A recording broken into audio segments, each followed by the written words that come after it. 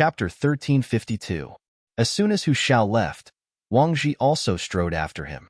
He had just asked to resign, and from the looks of it, Zhu Qiyu had already agreed. Right now, he only needed to go home and prepare his things. He would not step into this trap. The remaining 4 ministers looked at each other, but in the end, they did not say anything.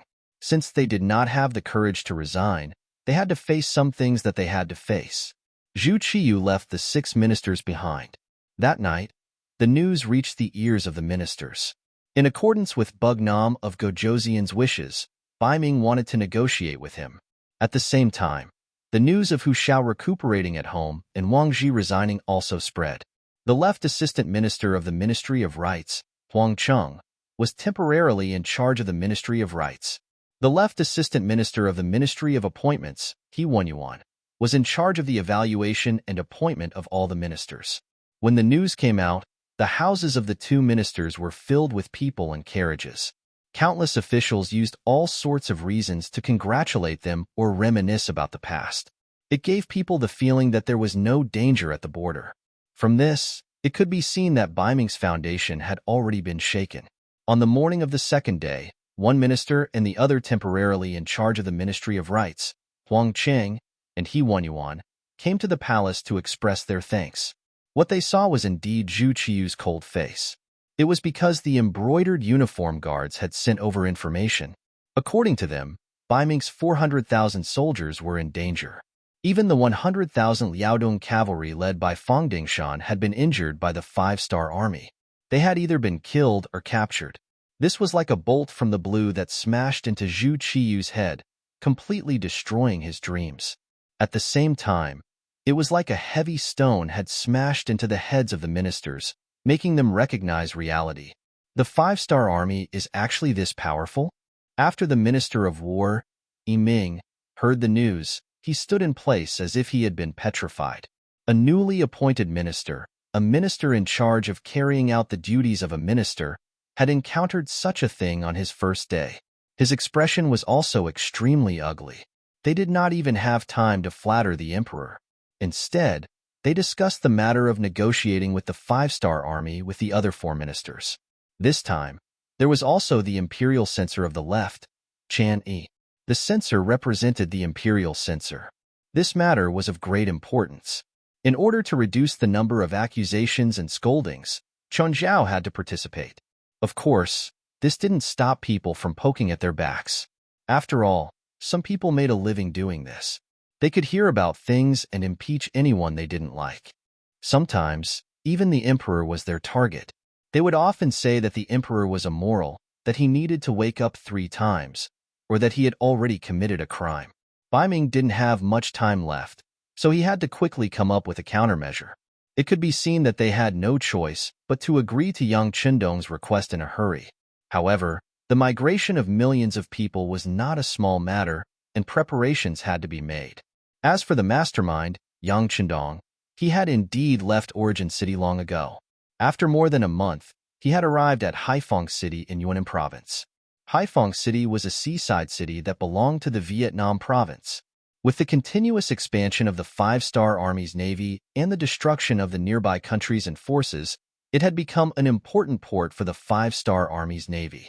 For example, the people of other races from the Vietnam province who had come to support other places would board the ships here and be sent to different places. Yang Qindong's ship also stopped here.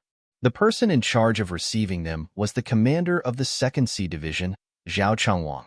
This time, they stopped at Haiphong City to replenish their food supplies.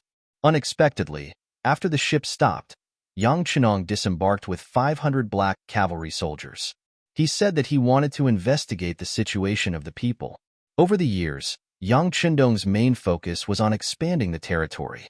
He only had a simple understanding of the destroyed countries and occupied territories from some memorials and local reports. Without investigation, there was no right to speak. It wasn't that Yang Qindong didn't trust his officials, but he was worried about the situation below. Sometimes, even the officials he appointed would be fooled by the people below. Wasn't there a saying among the people?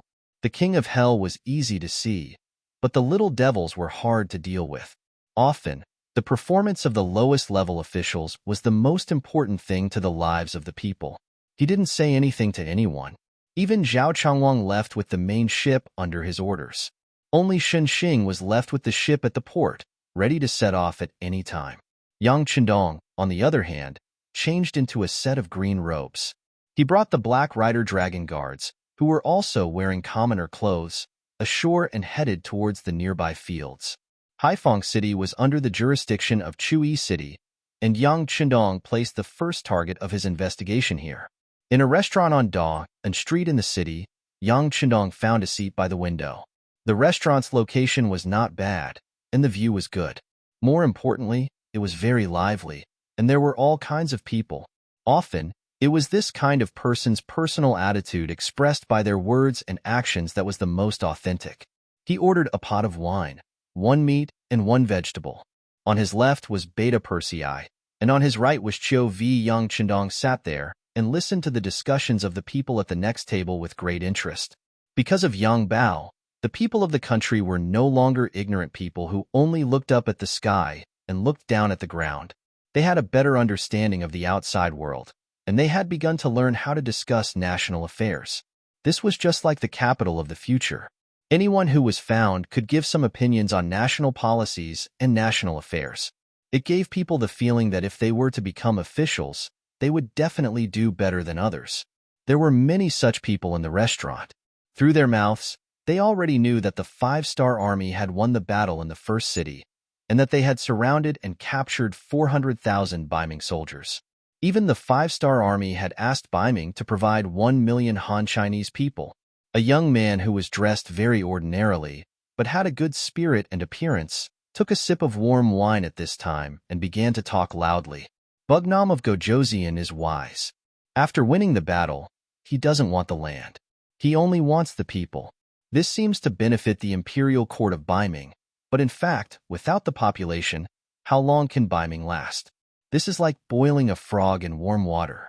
Before long, without the people, Biming will not have any chance to fight back. When the time is ripe, isn't it easy to take them down? As soon as this person spoke, Yang Qindong, who was sitting there, was stunned. He really didn't expect that there would be such a genius among the people. He actually analyzed the matter so thoroughly. He couldn't help but look at him in a new light. All right, this brother of yours just read the recent Yang report, and that's why he said this. Speaking of which, you didn't see this. It's just what the Yang report said. Another dark-skinned man with a stronger body retorted. His Chinese was not very standard, but it was enough to let people understand what he wanted to say. Just now, Yang Qindong was still shocked by this person's clear thinking. Now, after hearing this, he realized that this was not this person's idea, but a public report in the Yang report. Then, he smiled and sighed in his heart, "Good. This Yang report did a good job." He opened up the wisdom of the people. Don't think that the people who don't know the reason are the best and the most obedient. In fact, this is not beneficial to a country at all. Other than being useful to corrupt officials, it is useless to a country. If the people don't have a sense of ownership, how can they love a country? For thousands of years, how many people faced the change of dynasties and didn't have many thoughts at all? In their eyes, no matter who became the emperor, they were still ordinary people. As long as they could eat their fill and wear warm clothes, it was the same no matter who the emperor was. This was the drawback of not having the spirit of a master. Often, there were a lot of people like this. They had no beliefs, no goals, and no understanding of the outside world. Once someone stood out and urged them to rebel, they would be easily fooled without knowing the truth. With the wisdom of the people, things would be different. They would have their own judgment. Once something happened, they would be able to analyze it in their own way. In the face of such smart people, it would be even more difficult to make use of them. In the restaurant, everyone laughed. The man who spoke first didn't get angry because he was exposed. Instead, he said with conviction, "It's true that what Yang Bao said just now was true. However, I agree with him and can use him. What can you do about it?" "Haha, there's nothing we can do about it. You are so wise and powerful." The others laughed loudly and said. The atmosphere in the restaurant was good. Obviously, many people were excited because they could participate in the discussion of the country's affairs. It seemed that this could prove that they were useful people. They were no longer muddle-headed people who didn't know what the outside world was and didn't know what to do tomorrow. Yang Chendong waited for half an hour. He saw groups of people leave and groups of people come. From their mouths, he heard many things about Itsu City and even Vietnam. There were all kinds of big and small things. For example, someone in the East City got married. Someone in the West City got a military merit because his son joined the 5-star army. Not long ago, the local Vietnamese auxiliary soldiers beat gongs and drums and sent a certificate of merit and rice noodles. Old Wong in the South City had a better harvest this year than anyone else. He was already named as an agricultural pioneer and so on. Naturally, there were also some minor officials who were sued because they overcharged a merchant or a commoner. They were arrested and sent to the Yamen. There were also people who shouted that Governor Luan was a wise man. From these trivial matters, Yang Chendong's expression had always been good. It was said that one could see the whole leopard from a single spot and see the overall situation from a corner. Just from the information obtained in the restaurant, it could be seen that the entire Itsu city was still very good. At least, Yang Chendong was satisfied. Although there were some small flaws, such as some minor officials who did not abide by the law, this was unavoidable. Chapter 1353. The human heart was like this. There were always some people whose desires began to expand after they gained power. Often, such people could not be seen before they got to the top. Sometimes, the human heart had to be tested to know. Let's go and take a look at the fields. It was now the end of September, the time of harvest. Yang Chendong wanted to personally take a look at the fields and understand the first-hand details. Yang Chendong got up and left. Beta Persei put down a few Han coins on the table and left with Chiu Vi. Not far away, hundreds of black cavalry in different clothes also got up and kept a certain distance from the center of the city to the South City. Yang Chendong just heard that Old Wong in the South City planted well and had a great harvest. He wanted to see the results of this harvest. Compared to the prosperity and satisfaction of the people in the city, the outside of the South City was a busy scene. On the cultivated fields, there were countless small black dots busily digging. Countless sweet potatoes were dug out from the ground one by one and sent to the prepared bamboo baskets at the side. After asking around casually, he found Old Wong's place. Yang Chendong walked closer and found that the sweet potatoes of this family were bigger and fuller than the other neighbors. Haha, this must be Brother Wong. This year's harvest is good. Yang Chendong walked closer with a smile on his face. Although he was wearing a green robe, his temperament could not be changed. Farmer Old Wong could feel it at first glance when he saw Yang Chendong. His expression became more respectful and said, "I don't dare to be called Brother Wong. Just call me Old Wong. But I wonder who this gentleman is. Oh, I'm just a passerby. I heard that the harvest here is good, so I came to take a look." Haha, how is it? This year's harvest is good. The days should be better than the previous years. Of course, Yang Chendong would not reveal his identity. He chuckled and squatted down. He came to the ground and put his hand into the soil. Not long after, a huge sweet potato was dug out by him. Yang Chendong's movements were still very standard. It was not an exaggeration to say that he looked like a professional. After all, he had done this kind of farm work in the early days of the Yang family village. He was the one who dug out the earliest potatoes, so he naturally had his own experience. When an expert made a move, one would know whether or not he was an expert. When Yang Chendong did this, Lao Wang laughed. "I didn't expect this mister to be an expert as well, hee." This smile instantly brought the relationship between the two of them closer. When they started to talk, they naturally became much more casual. Old Wong was a talkative person. It didn't take long for Yang Chendong to learn a lot of things from him. For example, the reason why his family's land had a better harvest and higher output was because he was more willing to use fertilizer. Compared to other people, his family also raised a lot of poultry, such as chickens, ducks, geese, porpoises, pigs, and so on. Using their feces on the ground could make the soil more fertile, so the yield would naturally be higher than other people's. Not only that, once the grain was harvested, in order to prevent the grain from being cheap and harming the farmers, he could also use the surplus grain to feed the poultry. Then, he could sell the meat to increase his income, allowing him to live a better life. Wasn't this the cycle of the food chain? Could it be called reasonable utilization? After Yang Chendong heard this, he asked with a surprised expression, Lao Wang, how did you think of these things? You are really smart. I am a person who does not eat a single word. How could I have such a brain?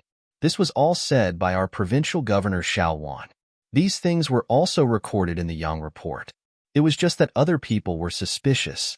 The old man was honest and felt that it was feasible, so he did it.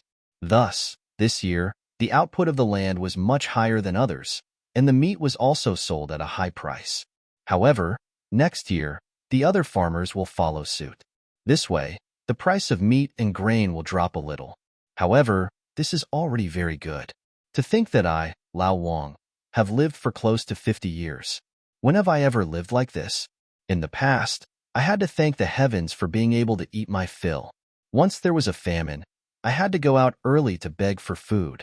Now that I think about it, those days were really not for humans. Lao Wang was still sighing and saying something, but Yang Chendong could no longer hear him. His thoughts had already landed on the sentence that he just said, the price of meat and grain will drop a little next year. There was a saying that said, prosperity. The common people suffered. Death. The common people suffered. This not only meant that the people who started the war were the common people, but it also meant that when there was a harvest, the people who suffered were still the common people. Because once there was a harvest, the grain would face the problem of having too much. As the saying goes, the rarer something is, the more valuable it is. Anything, once there was too much of it, it would no longer be valuable. Thus, sometimes, a harvest would instead become a small disaster. In this way, it would definitely affect the enthusiasm of the common people. If they did not work hard to farm in the coming year, what would they do when there was a famine? Without enough grain, it was inevitable that people would starve to death. This was something that Yang Chendong absolutely could not allow to happen. If he wanted to solve this problem, he had to think of a way. Yang Chendong thought of a phrase in his heart, protection price. Yes, protection price. It referred to the lowest standard price for each crop. If they sold at this price, the common people would not earn much, but they would definitely not lose out.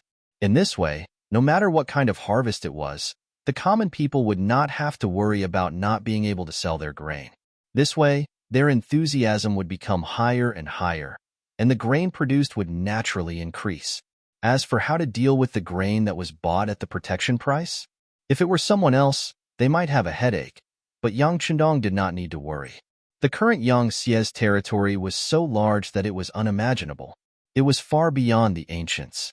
With such a large territory, it was impossible to have a harvest everywhere. He could transfer grain from the south to the north, or from the north to the south. In this way, no matter where there was a famine, he would not have to worry about it. He could use the grain to adjust. Besides, he could also sell the surplus grain to other forces and countries that did not belong to Yangtze. This was especially true for some small countries that did not have much history.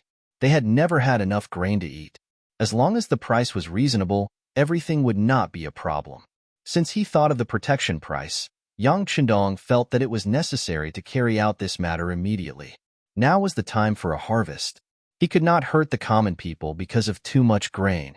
Beta Persei, send someone to inform the Chui city's government office. Tell them that I'm here. Since the matter was almost understood, Yang Chendong did not need to hide his identity. He also wanted to see the officials here and give them some encouragement. After all, the development here was still very good. The news of Bugnam of Gojoseon's appearance in Chui City quickly spread. After the local officials heard it, they all opened their mouths wide in disbelief. Speaking of which, they were just the managers of a small town. At best, they were just a 7th-grade county magistrate. Now that they were going to meet the so-called emperor, who would not be nervous. Fortunately, Yuan Chunqing, one of the 3 generals of Vietnam province, was training troops near Chui City. First of all, Chui City was a coastal town. There was an army stationed here. Once there was any danger, they could be the first-line soldiers to block and buy time for the main army to arrive. Second, the Vietnamese auxiliary soldiers could also help the nearby farmers to harvest crops. In coastal cities, hurricanes could appear at any time. With them there, some unpredictable losses could be reduced. Ruan Chunqing had seen Yang Chendong before. However, at that time, Yang Chendong's status was far from as noble as it was now. When he heard that Bugnam of Gojoseon had appeared in his territory, Ruan Chunqing tidied up his clothes and said to the bodyguard beside him, "Immediately inform Governor Luan of this news. Be quick." At this time, the security of Chui City's government office had been taken over by the Black Cavalry.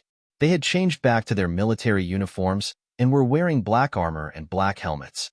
Only their mouths, noses, and eyes were exposed. With just a glance, a murderous aura rushed over, causing many officials who had not been on the battlefield to be nervous and shocked. As Vietnam Province, which was only a province of Yangtze, the officials here were not all Han people. Among them, a small number of them were from foreign races. These non-human beings were all literate and knowledgeable. Their appearance greatly alleviated the lack of Han officials. It was also because of the existence of these people that the various government offices were able to operate quickly. Once there were any new policies, they would be able to be transmitted to the ears of the people in time. Of course, Yang Chendong had never truly believed in the foreign races. Thus, these people did not occupy any important positions. Not only that, they would also be like the Han officials, adopting the system of transferring officials. That was to say, they could only stay in one place for a maximum of 4 years. After 4 years, they would definitely change places. This could prevent them from joining forces to the greatest extent. Yang Chendong's sudden appearance caused the officials to be surprised and excited. They were excited and somewhat afraid. After all, Yang Chendong had led the 5-star army to expand the territory and killed countless people. Often, wherever the army passed by, countless statues would be erected. Thinking about the scene of those dead people's heads being placed together, only a few people could not help but tremble. After meeting the officials one by one, Yang Chendong smiled and praised them, causing each of the officials to feel as if they were bathed in a spring breeze. Ruan Chunqing, who was at the side, also helped to introduce the names of the officials, their positions, what they were in charge of, their contributions, and so on. This also allowed Yang Chendong to have a more intuitive understanding. After meeting the officials, and at Yang Chendong's request, Ruan Chunqing found the person in charge of Chui City's young newspaper, the so-called reporters, representatives of merchants, representatives of farmers, as well as representatives of the handmade industry and some small factories. Chapter 1354. For 3 whole days, Yang Chendong met with people from all walks of life. He got first-hand information, and through talking with these people, he had a deeper understanding of the situation in Yunnan Province. On the night of the 3rd day, the travel-worn governor Luan Shaoqian finally arrived at Chui City and came in front of Yang Chendong. 4 years ago, Lin Chendong ordered the governors to be replaced. Luan Shaoqian was transferred from the governor of Laos to the governor of Yunnan Province. Although he was called Governor Luan, he was not young, 28 years old. When he first took office, he was only 19 years old. Now that 9 years had passed, the facts had proven that Yang Chendong was right to let his brother-in-law take the position despite the objections of the masses. Just from the results, Yunnan Province had always been in the first place, far better than the surrounding provinces such as Laos. Just from this point, it was enough to prove that Luan Shaoqian's ability was reassuring. 6th Young Master. After seeing Yang Chendong, tears flowed down from Luan Shaoqian's eyes. It was true that he was the governor of Yunnan Province, and it seemed that he had a high position and power equivalent to the master of a force, but he had never had such an awareness in his heart. In his eyes, he was just an official under Yang Chendong. He came to Yunnan Province only to start working, in order to better repay Yang Chendong's kindness to the Luan family. Fortunately, his performance did not disappoint, and he did it to make Yang Chendong satisfied. Good. Yang Chendong also sighed and stood up, shaking hands with Luan Shaoqian. He was naturally very satisfied with his brother-in-law, and the other party's achievements also made him proud. But when he saw the real person, he couldn't help but sigh. The other party's chin had a thick layer of beard. The other party was almost 30 years old, and he was left in Yunnan Province for 9 years. He didn't have time to reunite with his family, nor did he have time to mourn for his parents. Speaking of which, he felt sorry for the other party. The two of them held hands and walked down together. Yang Chendong opened his mouth and said, "You've done well. The current development of the Vietnamese province has greatly exceeded my expectations. You've also completed your task well. How about it? Have you thought about changing places?" According to the requirements of the transfer system, the officials would change places every 4 years. It was just that considering that the change of a province's governor would cause a lot of trouble, this system was not implemented so seriously. But in order to prevent the situation from happening, Yang Chendong still decided to change the governor who had been in office for more than 4 years. Just to form a kind of routine, this time he asked for Luan Xiaochen's opinion. When he heard that he wanted to change places, Luan Xiaochen's eyes lit up first, and then he shook his head. "Sixth young master, although I have done a lot of things here, it is not perfect. There are still some things that have not been completely solved. I want to work for a few more years to solve these problems. There are endless things to be done." Yang Chendong shook his head and said, "You have solved the problem in Yunnan province very well. The next thing will be handed over to others to do. You have to give others a chance to practice. As for you, you should go to a higher position to learn, so that you can take on more important responsibilities in the future." This meant that he was going to put an important position in an important position. Luan Xiaochen was naturally grateful. "Okay, I will listen to the sixth young master. Hee, that's it. In this way, you will be ready to hand over the work in the near future, and there will naturally be someone to replace your position. This time, I asked you to come over mainly to listen to your report on the situation in Yunnan province, and also to discuss with you the issue of the protection price of food. Of course, you can put forward your own opinions on the issue of agricultural tax and commercial tax." It was already very late at night, but the candles in the study room did not go out. They burned until dawn of the next day. After the two of them had breakfast together, under Yang Chendong's satisfied gaze, Luan Xiaochen led a group of Yunnan province officials to send him to Haiphong City. Luan Xiaochen watched as Yang Chendong boarded the warship and went straight to Chichen City. Chichen City. It was no longer a small seaside city. After more than 10 years of continuous construction, it looked like a modern city. Compared to the straight cement road, there was a street lamp every 50 meters. Within a mile, one could definitely see a small park. There were rows of green trees on both sides of the road. Walking here, breathing in the sufficient oxygen emitted by the green plants gave people a feeling of relaxation and relaxation. In the city, there were orderly small districts one after another, and tall buildings made of cement and steel were connected to each other. They used the smallest area to meet the residential needs of more people. Every district had a large square. At night, there were people dancing, playing, and selling all kinds of snacks and goods. Compared to the dark outside, this place was like heaven. The only imperfection was the hundreds of tall chimneys in Chichen City. They would occasionally emit black smoke during the day, affecting the spatial state of the entire city. Fortunately, the city lord's mansion had already paid attention to this problem and had already considered moving the factories under the chimneys out and building new factories in the suburbs. With the appearance of the rubber trees, there were many carriages and rickshaws on the straight cement road in the city. From time to time, one could also see some streets being paved with tracks.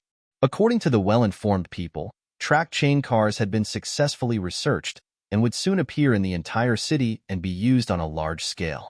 At that time, it would greatly increase the speed of people's travel. Everything developed in an orderly manner. Several warships arrived at the new dock at dawn. Then, rows of cold vanguard soldiers completely sealed off the dock. A group of generals with gold beans on their shoulder plates lined up in an orderly manner and looked respectfully at the warships approaching the dock. Under the gazes of the deputy commander of the army, Lung Feng, the deputy commander of the navy, Gao Xiong, and a group of high-ranking officers, Yang Chendong, who was still dressed in a green robe, walked out of the cabin under the protection of a group of black cavalry. He saw the group of high-ranking military officers who had come to welcome him. This time, when Yang Chendong returned, he only informed the upper echelons of the army. Whether it was City Lord Yu Qian or the ladies in the palace, he did not send any news. He did not want to affect these people because of his arrival. As for the people in the army, he had to inform them even if he didn't want to. After all, the warships in charge of transporting him were the Navy's warships. Presumably, all the news had already been registered in the Navy's headquarters. Sixth Young Master. Lung Feng and Gao Xiong took the lead and walked forward, giving a standard military salute. Yang Chendong first returned a military salute, then smiled and reached out to pat the two on the shoulder. Thank you for your hard work. Sixth Young Master, you've worked hard. Perhaps it was because they hadn't seen each other for a long time, but both Long Feng and Gao Xiong had a trace of restraint on their faces. As Yang Xie's territory grew bigger and bigger, Yang Chendong's status also rose. It wasn't the time when he couldn't play without a certain someone. Yang Chendong still had a lot of feelings for these veterans who had followed him since the beginning. He looked at the two with a gentle gaze and said, "This time, I'll be staying for a few months. I'll go to your headquarters to take a look. You just have to be prepared. For now, you guys can go back first. I'll go take a look at the City Lord's mansion, then return to the palace." In the early morning of the City Lord's mansion, from afar, one could see a few electric lights lit up. Needless to say, those must be the workers who had worked all night without rest. Compared to the army, which was divided into the navy and army, the local government was completely controlled by the City Lord's mansion. Every policy issued from here could affect millions, or even tens of millions of people. Therefore, every order had to be carefully considered and considered carefully before it was issued. Yu Qian worked overtime again. He only slept for a while when the sun was about to rise. Just now, the guards brought hot water over. After washing up, he sat down in the spacious and bright office and began to work. Piles of documents that needed to be approved were piled up beside his desk. Yang Xie's territory and power grew bigger and bigger. Every day, Yu Qian had to deal with more and more official documents. Knowing that his responsibilities were heavy, Yu Qian never dared to slack off. Even during the New Year, he only rested for a day. As for the usual holidays, there was no such thing. This was not a hard and fast rule, but Yu Qian took the initiative to request to work overtime. He seemed to always have so much energy, like an old bull that did not know what fatigue was, working hard. This is the document sent by the Wei province. It contains the amount of food that has increased in their provincial warehouse this year. Take out the document from last month and compare it. Yu Qian did not even raise his head as he instructed. However, he did not know that the person standing in front of him was not his secretary or guards, but the leader of Yang Xie, the most important person, Yang Chendong. After speaking, Yu Qian still buried his head in the document in his hand. From time to time, he would lower his head and write something. After a while, when he felt that the shadow in front of him did not leave, he still did not raise his head and said, "Why don't you go? Can't you find it? Didn't I say? The documents of each province have to be filed separately. Go and look for it properly." After saying all this, Yu Qian still buried his head in his work. However, he quickly noticed something and his face showed displeasure. Although he rarely lost his temper at the staff around him, when it came to work, he still dared to scold them. Yu Qian raised his head with a displeased expression and wanted to criticize her. When he raised his head, Yang Chendong's appearance entered his eyes. Although they hadn't seen each other for 2 years, this didn't prevent Yu Qian from recognizing Yang Chendong in the first place. Chapter 1355. The person standing in front of him was actually Yang Chendong. Yu Qian didn't seem to be able to react as he was stunned for a moment. Then, he remembered that the battle report said that Yang Chendong would be returning to Tsuxian City for the new year. He immediately got up and said, "Greetings to Bugnam of Gojoseon. Mr. Yu, you don't have to be like this. Quickly get up." Yang Chendong quickly reached out and helped Yu Qian up. Then, he looked touched. Wars were fought for money and stability at the rear. The reason why the 5-star army was able to win so many battles was because of Yu Qian, who stabilized the situation at the back. If it had to be said, it would be like the lyrics of the song, "Half of the military metal is mine, half of it is yours." The muscles on Yu Qian's face kept trembling as he was supported by Yang Chendong. His grip on Yang Chendong's hands tightened. "Wu Ning King, you guys fought well." Yu Qian grew up in Great Ming and was used to seeing the people of Great Ming being bullied by other races, especially by the Walla and Tatars. The Great Ming dynasty could only defend and couldn't fight back at all. Yu Qian had once felt sad about this. The so-called Celestial Empire, the so-called 10,000 nations, those were just superficial appearances. It was hard to say when the flames of war would start again. The only thing the great Ming dynasty could do was to defend the cities. As for the common people outside the cities, they would be bullied, robbed, and even killed. Their money would be stolen, and their houses would be burned down. These were all normal occurrences. Even if the news spread to the imperial court, the officials wouldn't just sigh with the emperor. Other than opening the granary and releasing grain, what else could they do? What could they do? What did they dare to do? Yu Qian was once an official in the imperial court. He was angry about this and fought for it. However, when he saw the treasury's silver and grain recorded in the Ministry of Revenue, there was only silence. The country was too poor and couldn't afford to fight any big or fierce battles. Not to mention the Mongolian cavalry in the vast grasslands. Even if you could defeat them, what would you gain? Those nomads were so poor that they didn't even have an iron pot. What was the point of winning? When the cost and the benefits could not be proportional, sending troops to the grassland would become a slogan and a great challenge for the future generations. Like the stars and the moon in the sky, they could only look at them but could not reach them. Yu Qian even thought that if this continued, sooner or later, the great Ming dynasty would be destroyed in the hands of these grassland wolves. Just like how Yuan defeated Song, who could defeat Ming. Every time he thought of this matter and looked at the lives of the other courtiers, they did not have to worry about food or clothing. All they did every day was fight for power and profit. This made him deeply disappointed. He could not see any hope, nor did he know if this problem could be solved by his descendants. Now, Yang Chendong's sudden appearance had solved the problem that he thought was impossible to solve. The five-star army not only defeated the grassland wolves that the great Ming dynasty's people feared, but they also occupied the grassland, built a city, opened up wastelands, and developed businesses. This allowed countless Han people to live a worry-free life. Even the status of the Han people had been raised.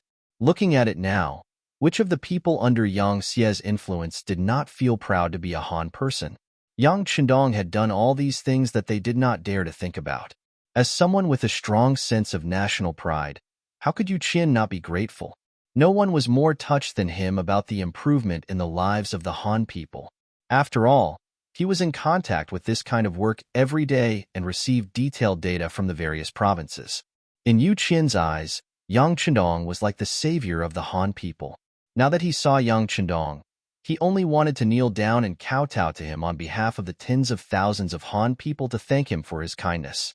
Yang Chendong noticed Yu Qian's excitement and was affected by it. He couldn't help but say, "Mr. Yu, this is the result of our joint efforts. We fought well because of your logistical support at the rear." No. How can our achievements be compared to those warriors who went to the battlefield to kill the enemy? Yu Qian said modestly, but these were also his heartfelt words. Yu Qian did not sit on the office chair, and Yang Chendong naturally did not sit there either. The two of them found a sofa and sat down. Then, they talked about Yang Xie's situation. This conversation lasted for more than 2 hours until Beta Persei could not help but remind them, "Young master, it's time to eat." "Oh, look, I'm hungry." "Haha, come, bring the food here." Yang Chendong chuckled. Yang Chendong and Yu Qian talked about a lot of things for the entire morning and afternoon. They talked about the protection price of food, the specific division of business tax, and the appointment of some provincial and county officials, as well as the economic growth data. The two of them talked about whatever came to mind. In the end, Yang Chendong said, "Mr. Yu, the people are the foundation of the people. As long as the people are stable, the country will be stable. So, this prince does not want to increase taxes. What do you think? Never increase taxes. What a good, benevolent government. Who mentioned the 3 sovereigns and 5 emperors? Who said that during the spring and autumn period, this was a true benevolent ruler? The first person in history to do such a thing was Kong Pockmarked, who built slaves. He created a prosperous era of Kong and Qian. It had to be said that Kong Pockmarked was very good at bluffing people. Later on, Master Jean and countless Manchurian remnants thought that this was a concrete manifestation of Kong Pockmarked's benevolent government. And now, Yang Chendong appeared here. Naturally, this person had nothing to do with it. He became the first person to propose never increasing taxes. Although he was not an emperor, he was better than an emperor, or even better than an emperor. Since he said never to increase taxes, then he would definitely never increase taxes. Hearing this, Yu Qian's body trembled. His heart was filled with joy. After about a few breaths, he actually knelt in front of Yang Chendong. He bowed and said, "I, on behalf of the millions of people, thank Bugnam of Gojoseon for his benevolent government." Benevolent government. Good, Mr. Yu, quickly get up, quickly get up. Seeing Yu Qian so excited, Yang Chenong quickly reached out and helped him up. Then he sighed. Even a great talent like Yu Qian was so excited when he heard that the taxes would never be increased. One could imagine what the people would be like when they knew. And the so-called never increase taxes meant that taxes would never increase. The specific meaning was that the tax amount of ding-yin would be fixed, and there would be no increase in taxes. The governors of the provinces would always use the ding-yin as a fixed amount, and there would be no increase or decrease. The new ding-yin would not be counted as ding-yin, and households with more than one ding-yin would only have to pay one ding-yin. Of course, taxes and taxes were different. Originally, Yang Xie did not place much importance on taxes. Even when they needed to use the people, they would still give them money. It was just that it was not much. But after all, this was Yang Chendong's matter. In other words, if one day he was no longer here, would taxes rise again? And now, after Yang Chendong shouted out the slogan of never increasing taxes, the people under Yang Xie could be at peace. Because this meant that in the future, Yang Chendong's descendants would also have to respect this decision. This sentence would also become a rule that would be enforced forever. In other words, this could become an ancestral rule of Yang Xie. In Yang Xie, Yang Chendong was equivalent to an ancestor. This was the difference between him and the ruler of a city. This was also one of the important reasons why in Yang Xie's territory, any policy could be implemented smoothly. For example, whether it was the southern Ming or Bai Ming, if they wanted to make a new policy, they would have to bring benefits to the nobles and the country gentry. Once the new policy harmed the interests of the other party, it would inevitably be met with great resistance. This was also the reason why, apart from Shangyang's reform, the other reforms had all failed.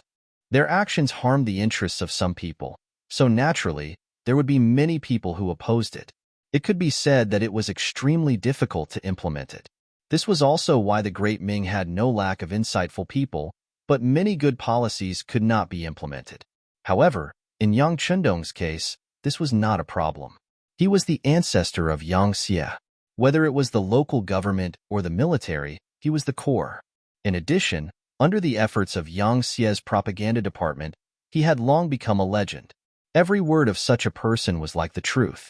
Who would dare to stop him? Who would be able to stop him? It was just like never increasing taxes. Perhaps if it was someone else who did it, they would have to face all kinds of problems. However, this did not happen to Yang Chendong. Yu Qian had seen the key point, which was why he was so excited. Yang Chendong was also very happy. He was happy to receive Yu Qian's praise. With his support, this work was much easier to do. All right, Mr. Yu, this matter is settled. Later, draft the work in this king's name. Also, please consider the price of food. The standard cannot be too high, nor too low. In short, the interests of the people must be the priority. Yang Chendong knew that it was time to leave. Presumably, the news of his return to Crimson City had already spread. His wives in the palace must be very anxious, especially his 2 children. He missed them very much. After not seeing them for 2 years, he did not know how tall they had grown. In the end, Yang Chendong still left the city lord's mansion. Then, the group of people went straight to the palace. This time, they did not ride a horse. Instead, they sat in a carriage. Considering the problem of hygiene in the city, unless the situation was urgent, no one was allowed to casually ride a horse on the streets. In the carriage with rubber tires and shock absorbers, Yang Chendong sat on the comfortable sofa, feeling very comfortable. Looking out the window made of glass and watching the beautiful scenery flash before his eyes, he felt a little excited.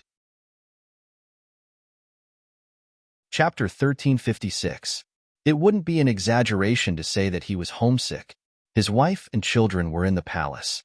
In some ways, this was his home.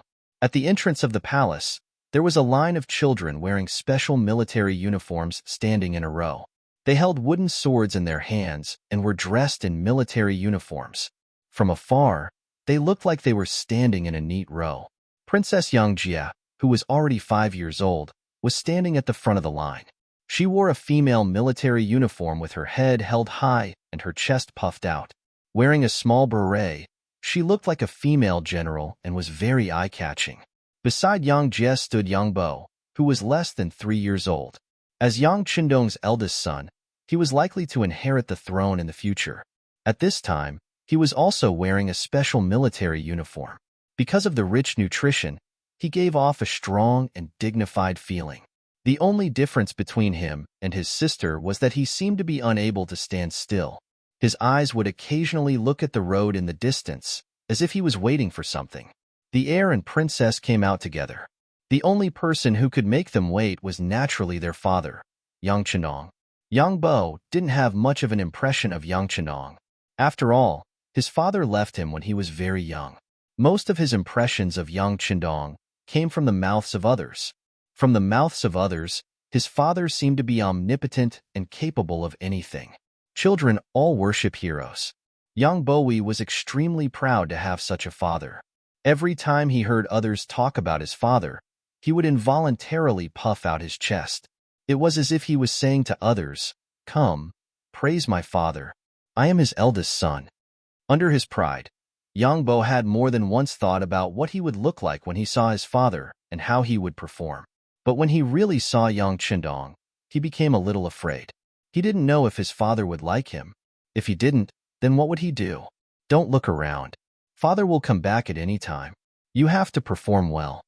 Yang Jie whispered when she noticed her brother's absent-minded look. Okay. Yang Bo nodded in agreement. But this was only because his sister was usually too dignified. In fact, his worries did not disappear. Instead, he took the opportunity to ask softly, "Sister, do you think Imperial Father will like me?" "Yes, we are all Father's good children. Anyway, Father used to like me very much. I think he will like you too." Of course, little Yang Jie didn't dare to be too sure, so she had to use herself as an example. "Oh." Little Yang Bo nodded his head again and replied in a half-understanding manner. The group of children was still waiting quietly. Those who could enter this team were not children of ordinary families. For example, there were Tiger's main son and daughter, Beta Persei's son, Yang San's son and daughter, and so on. There were also people like Yu Mion's son, who was also Yu Qin's grandson. Their loyalty was unquestionable, and they would grow up together. It could be imagined that these people would most likely become Yang Bo's people in the future, and they would also be the most trustworthy group of people. They were still waiting. After lunch, the team began to gather here. In the words of little Yang Jie, who was the leader of the children, they wanted to welcome Imperial Father in their best state. They wanted him to see that although they were very young, they could also protect their home like adults and become great talents. Little Yang Jie even publicly said more than once that she wanted to be a female general in the future, lead troops to war, and expand Yangtze's territory. Under the guidance of little Yang Jie, these little friends also had the same idea. They were also fantasizing about one day riding a warhorse and killing in all directions, becoming heroes. The waiting time always felt very long. Fortunately, Yang Qindong's carriage finally appeared. From afar, when a group of carriages came towards the palace and the guards near the palace stood upright and saluted, the children knew that it must be Bugnam of Gojoseon. Sitting in the carriage, Yang Qindong saw the scene of children standing in a row in front of the palace through the transparent glass from afar. At this moment, Yang Wu, who was in charge of welcoming Yang Qindong, sat beside him. "Young master, it's the princess and the prince. They are standing in line to welcome the arrival of the young master."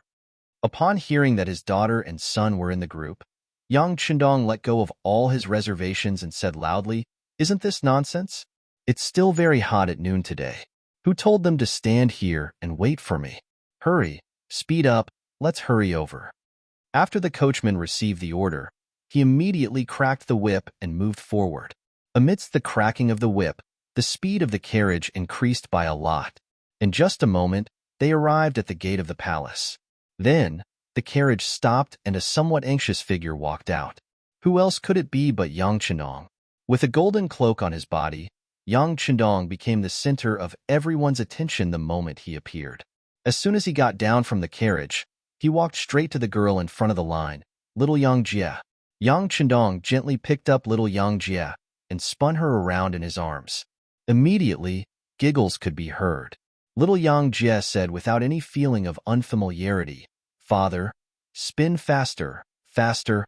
This was one of the games that Yang Jie was most willing to play when she was very young. She was also naturally bold and did not have the slightest fear of heights. Not only was she not afraid, but she was also very happy to play.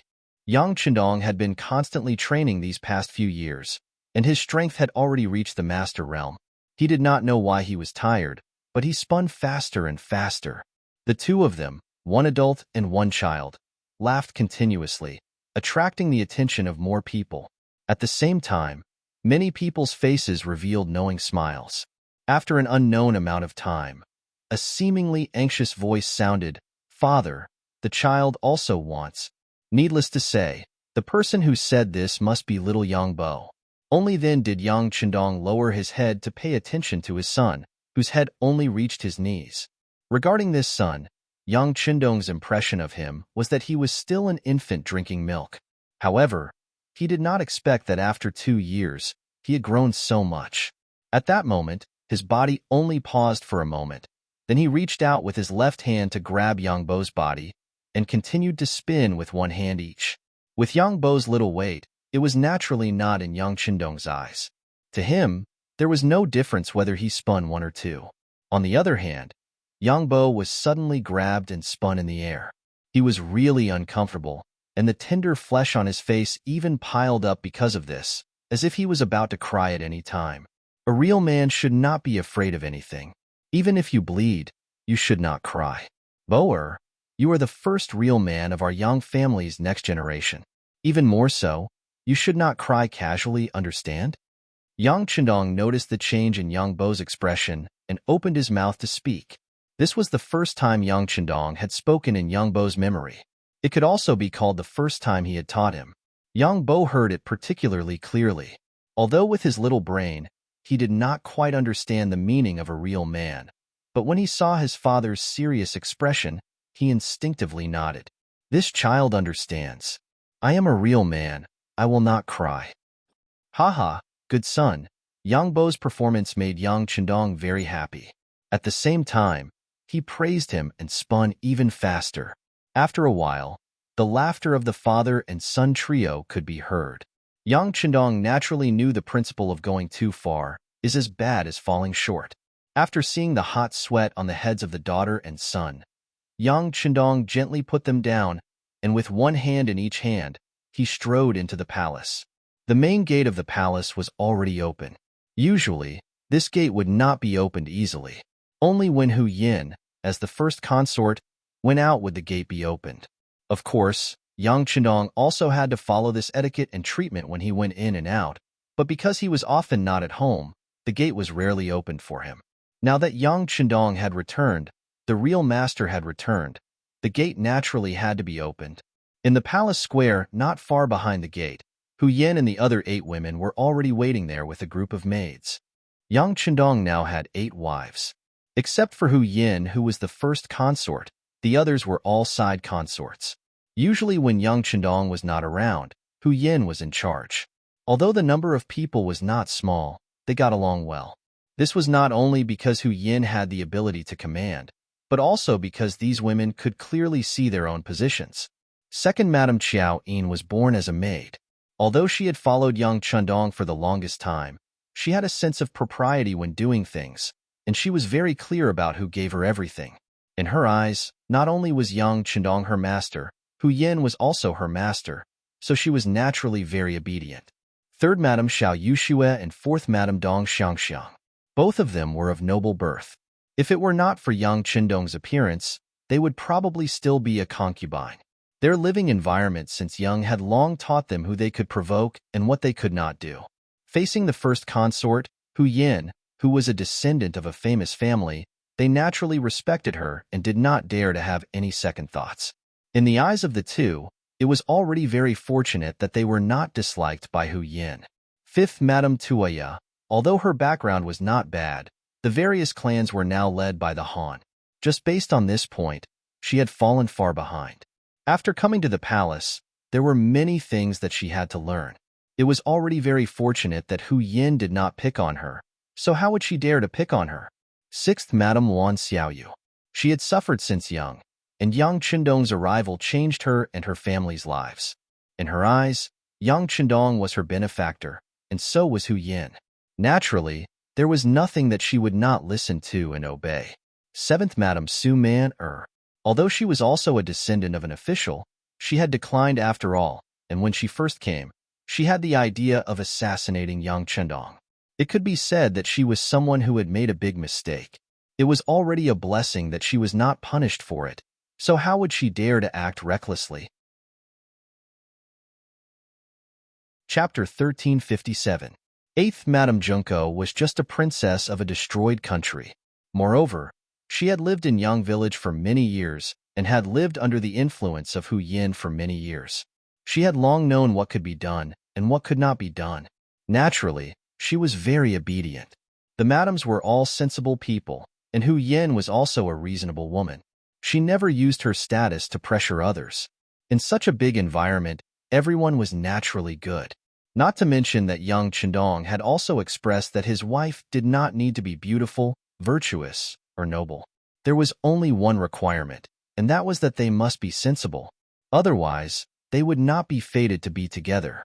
If they were not fated to be together, it meant a lot of things. No one dared to make wild guesses. Once they were forced to leave the palace because of immorality, their life would be completely ruined.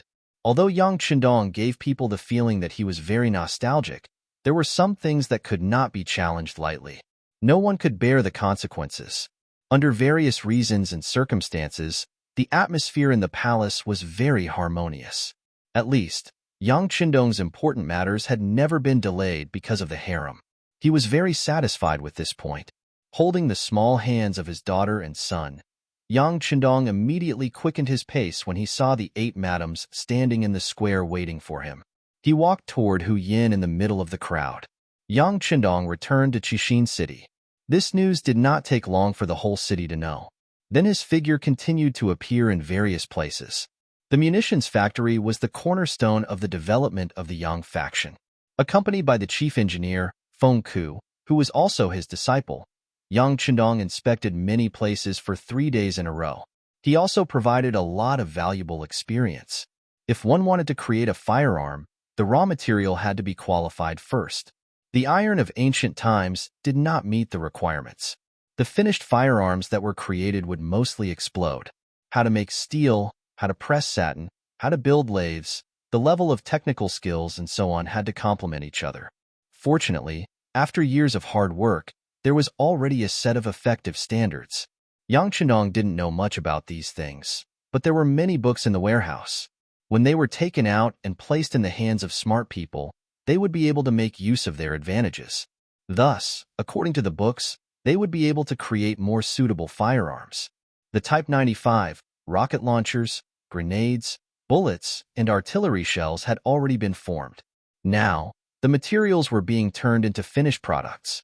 There would be more machine tools and more firearms that Yang Qindong knew would be manufactured. Although it would be a long process, Yang Qindong knew that more haste, less speed. He did not ask Feng Ku to speed up the research. What he needed was a safe and stable development. Remember, every weapon you make has to be up to standard. When the soldiers are fighting at the front lines, they are fighting with their lives on the line. If the weapon is not up to standard, then there will be huge problems. Yang Qindong was in the large conference room of the munitions factory.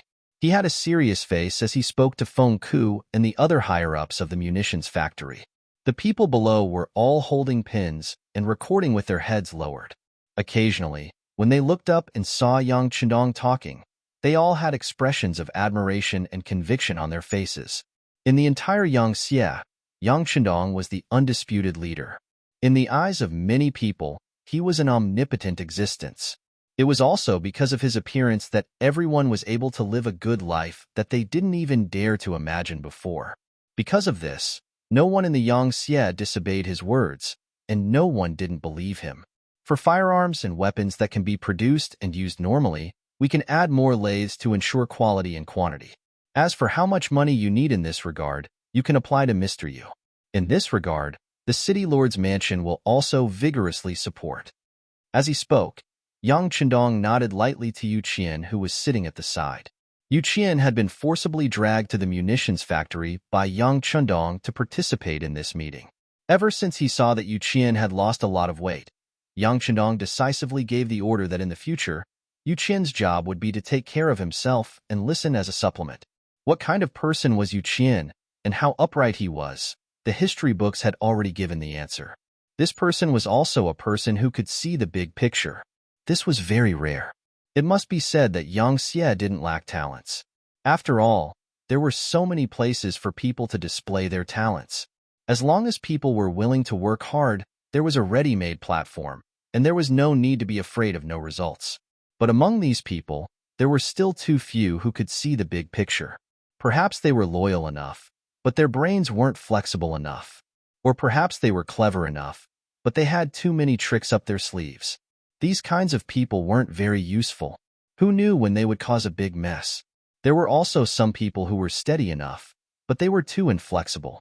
This wasn't suitable for the rapidly developing Yang faction. In comparison, there were too few leaders like Yu Qian, who had a strength of character, was very calm, and could change according to the situation. Before a suitable replacement was found, Yu Qian's body naturally needed extra attention. Yang Chenong gave the order that in the future, he didn't need to worry about small things. He only needed to take care of the big things. So he brought Yu Qian with him wherever he went. While letting him relax, he also tried to change his way of working and his body's condition. In fact, Yang Chendong had already changed Yu Qian's life. If he hadn't appeared, Yu Qian would have been dead for more than 2 years. Yu Qian carefully listened to Yang Chendong's instructions to the munitions factory, nodding from time to time. In the past, it wasn't that he didn't pay attention to the munitions factory. It was just that he didn't understand the rules here. Usually, he only saw some words written on paper, and then some instructions on how to transfer money. Now that he was following Yang Chendong, he had a more intuitive understanding of the situation here. Of course, he knew the importance of the munitions factory. He immediately nodded. "King, don't worry." Unknowingly, Yu Qian also finally changed the way he addressed Yang Chendong. Just the word king was enough to prove that he recognized the other party in his heart. Speaking of which, people like Yu Qian had a very strong sense of loyalty to the king. Although the ancients often said that water could carry a boat, it could also sink a boat. They also often said that the people were the foundation of the country. But how many people could really do that? Even the previous Yu Qian couldn't do it. When there was a conflict between the king and the people, he would still consider things from the king's side. But now, after seeing Yang Chendong's actions, seeing the Han people living under the Yang Xie's rule, and seeing how the Han people's lives were much better than before, and how the Han people were beginning to show their value, bringing all kinds of benefits to the Yang Xie, he finally understood. The people. Just how powerful was the people? He finally understood what it meant to be a true citizen. He also finally understood that the people he served before were only the scholar officials and country gentry. He also finally understood that he had taken many detours before. Only the people at the bottom could represent the will of the people. As long as they lived well, the entire Yang faction would have unimaginable power. In other words, when Yang Chendong worked for the people, he was also working for himself. While creating good living conditions for the people, he was also paving the way for himself to achieve his goals and desires. When he really put the people first, his position became more and more stable, and the Yang Xie's development also became more and more powerful. If one looked carefully at the development of the Yang Xie, how could it not be a process of reform? Since ancient times, there were actually many so-called reforms. The famous ones were Wang Engshi's reform and the Wuxi reform, and the less famous ones were unknown. The only one that was successful was Shang Yang's reform. Why was that? It was because the reform was like cutting meat from the big clans, and it was like snatching food from the hands of the people who benefited from it. They had to face the obstruction of these powerful people. It was easy to imagine how difficult it was to succeed. Even with the support of the king, it was difficult to succeed. But looking at the development of the Yang Xie, there was no such difficulty. First of all, the development of the Yangtze did not need the support of the big clans. Not only that, every time they occupied a piece of land, whether it was the local rich clans or the country gentry, they would become the first targets to be dealt with. Half of their family property would be confiscated, and then the whole clan would be divided into countless branches and moved to a foreign place. This made it impossible for them to work together to do anything that displeased the Yangtze. Second of all, with the help of Yang Chundong's various advanced ideas, Yangtze did not lack money. All he needed was people. He did not need the support of the big clans. As long as the people approved of him, he would be able to develop better. Third of all, from the beginning of the development of the Yangtze, he paid attention to fairness and justice. He paid attention to treating everyone equally. Because the guiding ideology played an important role, it changed the understanding of the people. This also greatly weakened the influence of the big clans. Fourth of all, Yang Chundong was a pioneer. He had the ability to keep his word. It could be said that as long as he did not make any mistakes, the development of the Yangtze would not have any problems. At the same time, he did not need to rely on anyone's strength. The big clans could not display their strength even if they wanted to. In short, the big clans did not have the opportunity to perform. They did not have the power, so all the changes could be carried out as they wished. No one could stop them. After leaving the ordnance factory, Yang Chundong, Yu Qian, and the others went to the secret tank base under the accompaniment of Feng Ke. They took out a total of 5 tanks from the warehouse and parked them there. One of them had been dismantled into countless pieces and became various small parts. The creation of a tank was a gradual process. It was not something that could be created just by saying that it could be created. Key components such as the engine were even more of a headache. Even Feng Ke, who was regarded as a once-in-a-century genius and had great talent, was helpless. Therefore, he used the stupidest method, which was to imitate. Chapter 1358. Following suit, he dismantled each component and memorized their locations. Then, they copied them one by one and finally pieced them together to create a new tank. In fact, after 2 years of hard work, most of the parts have been created. The polished parts were no different from the original parts. There were no problems with the style or specifications. However, when it came to some core technologies, they were unable to do it. Looking at the various parts on the ground and the number of engineers standing in the room, Yang Chundong knew that these people were working very hard. But even so, Yang Chundong wasn't optimistic about them. The difficulty of building a tank wasn't limited to the engine, but more importantly, the tank cannons that allowed the tank to unleash its power. Tank cannons were mainly cannons. High chamber pressure, long barrel, fast initial velocity, high abrasion, high precision requirements, and high metal smelting, processing technology, and design standards of a country were all very high. Also, it was important to note that cannons required cannons and cannons. The manufacturing of various cannons and cannons also required a lot of knowledge. However, these were not things that the current Yang weapon crafting stone could overcome. Otherwise, there wouldn't be such a saying in the future. The number of countries that mastered tank cannon technology was less than the number of countries that mastered atomic bomb technology. From this point of view, it wasn't an exaggeration to say that tank cannons were harder to build than atomic bombs. But it didn't mean that it was hard. The research process couldn't be stopped. Otherwise, there would never be a day of success. Yang Chundong didn't mean to dispel everyone's enthusiasm. He just said to Feng Ke, "The difficulty of building a tank is very high. There are also many problems that need to be solved. Don't think about becoming a fatty in one bite. It's better to do it step by step." Listening to Yang Chundong's guidance, Feng Ke also said with a serious face, "Yes, teacher, you're right. We're doing the same. Now we're researching a small engine. If we succeed, we can build a vehicle."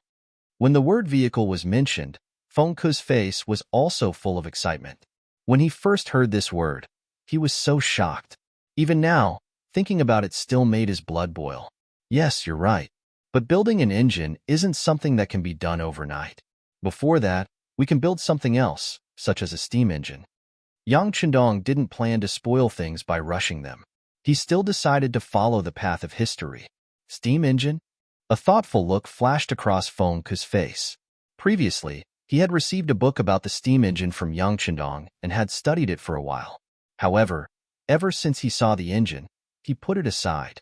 In his opinion, since there was already something more advanced, of course, he should use it. That's right, the steam engine. That thing doesn't require much core technology, and with the current strength of the ordnance factory, it's possible to research it.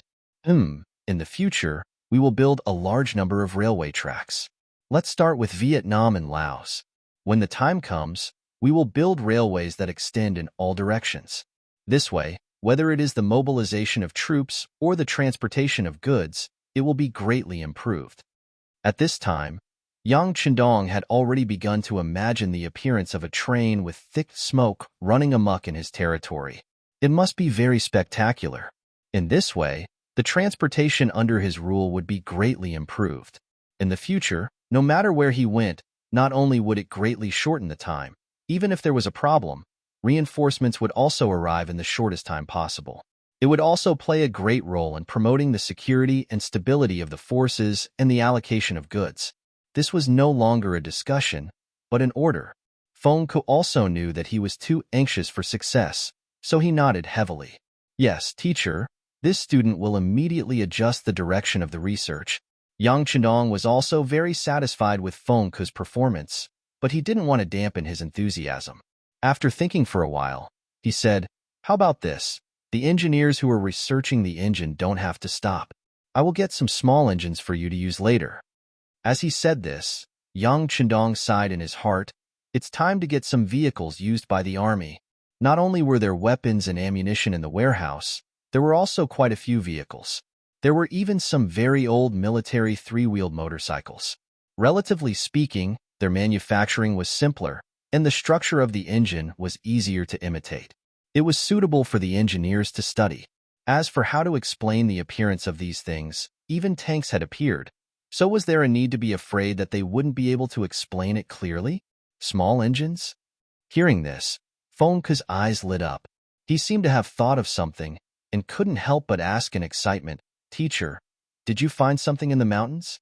Previously, in order to explain how the tanks and weapons and ammunition appeared, Yang Chendong had told Feng Ku and the others that they were all found in a mysterious mountain.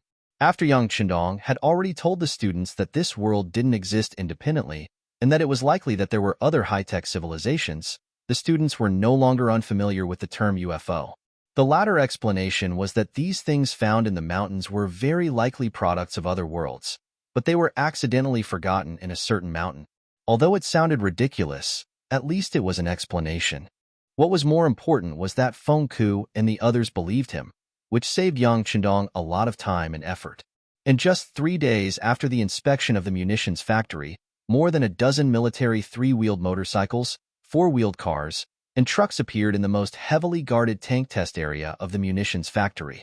Of course, these were all done in secret, and outsiders didn't know about it. Yang Chendong had long focused on other aspects. Under the company of Governor Yu Qian, they walked around the other factories for the past few days. At this time, other than the fact that there were no cars on the streets, Qian City was no different from a city during the Republic of China. Walking on the wide road, all kinds of carriages and rickshaws could be seen everywhere. On both sides of the road, all kinds of shops had sprung up like bamboo shoots after the rain. For example, there were clothing stores, department stores, food stores, theaters, and hotels. They had everything that one could think of. Compared to the restaurants, inns, and silk shops of the outside world, it was like heaven and earth. Once an outsider entered here, it was like Granny Lu entering the Grandview Garden. Their eyes were not enough to take in everything. Among these outsiders was the Spanish merchant, also known as Francois Garcia. As the Kingdom of Spain was very developed in the maritime industry, when the sea route was continuously opened up by them, a large number of adventurous merchants set up fleets and began to travel everywhere. One after another, they discovered unfamiliar places and made a lot of money. Whenever these sea merchants appeared in a place, if they were strong and their opponents were weak, they would directly destroy and plunder them. If their opponents were strong, they would lower their noble heads and trade with them. While reaping huge profits, they would also think of ways to exploit your strengths and find your weaknesses to give you a fatal blow. Rather than saying that they were adventurers and merchants, It was more accurate to say that they were pirates of the sea. Garcia was one of the pirates. When the other merchants were still targeting the Western world, he had already braved the wind and waves to the east. Fortunately, he appeared in Chien City. After stating that he was a merchant of the Kingdom of Spain, he was allowed to enter the port and come to Chien City. Just like how the Western countries wanted to understand the Eastern world, Yangtze's Navy Department also wanted to know about the outside world. After a few years of preparation, they didn't know how many ships they had sent, and they completely understood the terrain of the nearby seas. Now, they were stretching out even further. The arrival of merchants like Garcia was also welcomed by the Navy Department. Their arrival often brought a lot of information that they didn't know about. In this way, they could easily obtain more knowledge. After being welcomed by Yangtze's Navy, Garcia stepped into Chien City and his eyes were dazzled. Along the way from Spain, apart from a limited number of places, most of the areas gave him the impression that they were very poor. Apart from some nobles who were still living well, the ordinary people were too poor. He even saw a lot of cannibalism. In some places, he often only needed to pay the price of a meal to get the local people to do anything for him. After a long time, this feeling gave Garcia a sense of superiority. In his heart, although the world was very big, no one could be stronger than the Kingdom of Spain. Oh, maybe the Kingdom of England was also not bad, but their strength was only about the same. In this era, in the West, England and Spain were indeed the strongest. As for the other countries, they were either very weak or had yet to become independent. What's more, Xiaomei was not even born yet. With this kind of arrogance, Garcia thought that he was better than others and looked at everyone as if they were country bumpkins. When he came to Chien City, he was really shocked. If he didn't see it with his own eyes, he wouldn't have imagined that there was such a strong country on the other side of the sea. There was a straight and wide road here, a clean and hygienic environment here, a street lamp that was as bright as the sun here, a skyscraper that he had to raise his head to see the roof of the building here. In short, there were too many beautiful scenery here that he couldn't imagine before. More importantly, the economy here was very developed, and there were many things that he couldn't imagine. Chapter 1359. There were all kinds of luxurious clothes and silky fabrics that he had never seen before. There were all kinds of delicious food and drinks that he had never seen before. There was even wine that was unique to the West and had never been seen in the East. Living in a high-rise building with electric lights, with elevators that could be used to go up and down. It was beyond his imagination. Bicycles were everywhere, vans and carriages could be seen everywhere. What's more, it was very comfortable to sit on them. There wasn't any bumps at all. It was much more comfortable than the carriages of the nobles and even the royal family. Garcia was surprised, but at the same time, the ambition in his heart was ignited. He was thinking, if these good things were introduced to Spain, how much wealth would it bring him? With this goal in mind, he continued to work hard to achieve it. When the Navy sent someone to contact him, he was very enthusiastic, giving the impression that he knew everything, but only he knew what was true and what was false. While gaining the friendship of the Navy, he also used the gold and silver he brought with him to go shopping in Resin City. At this time, the porcelain, tea, and silk that were praised by the West were no longer his goal. In his opinion, although these things were precious, as long as he had money, they could be bought. What he wanted the most now was something that only Resin City had, something that didn't exist in the outside world.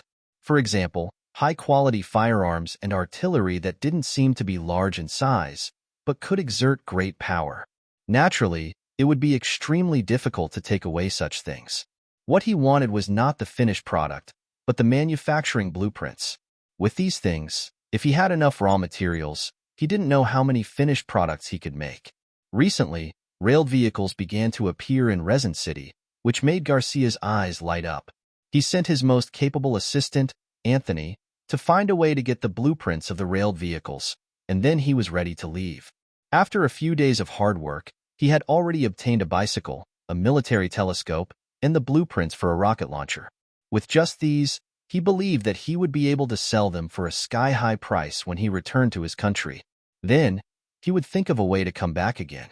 At that time, with enough gold and silver, his goal would be even greater. Sooner or later, he would take away all the good things in Crimson City.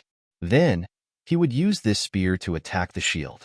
At that time, it would be possible for him to become the Crimson City Lord. This was a great goal.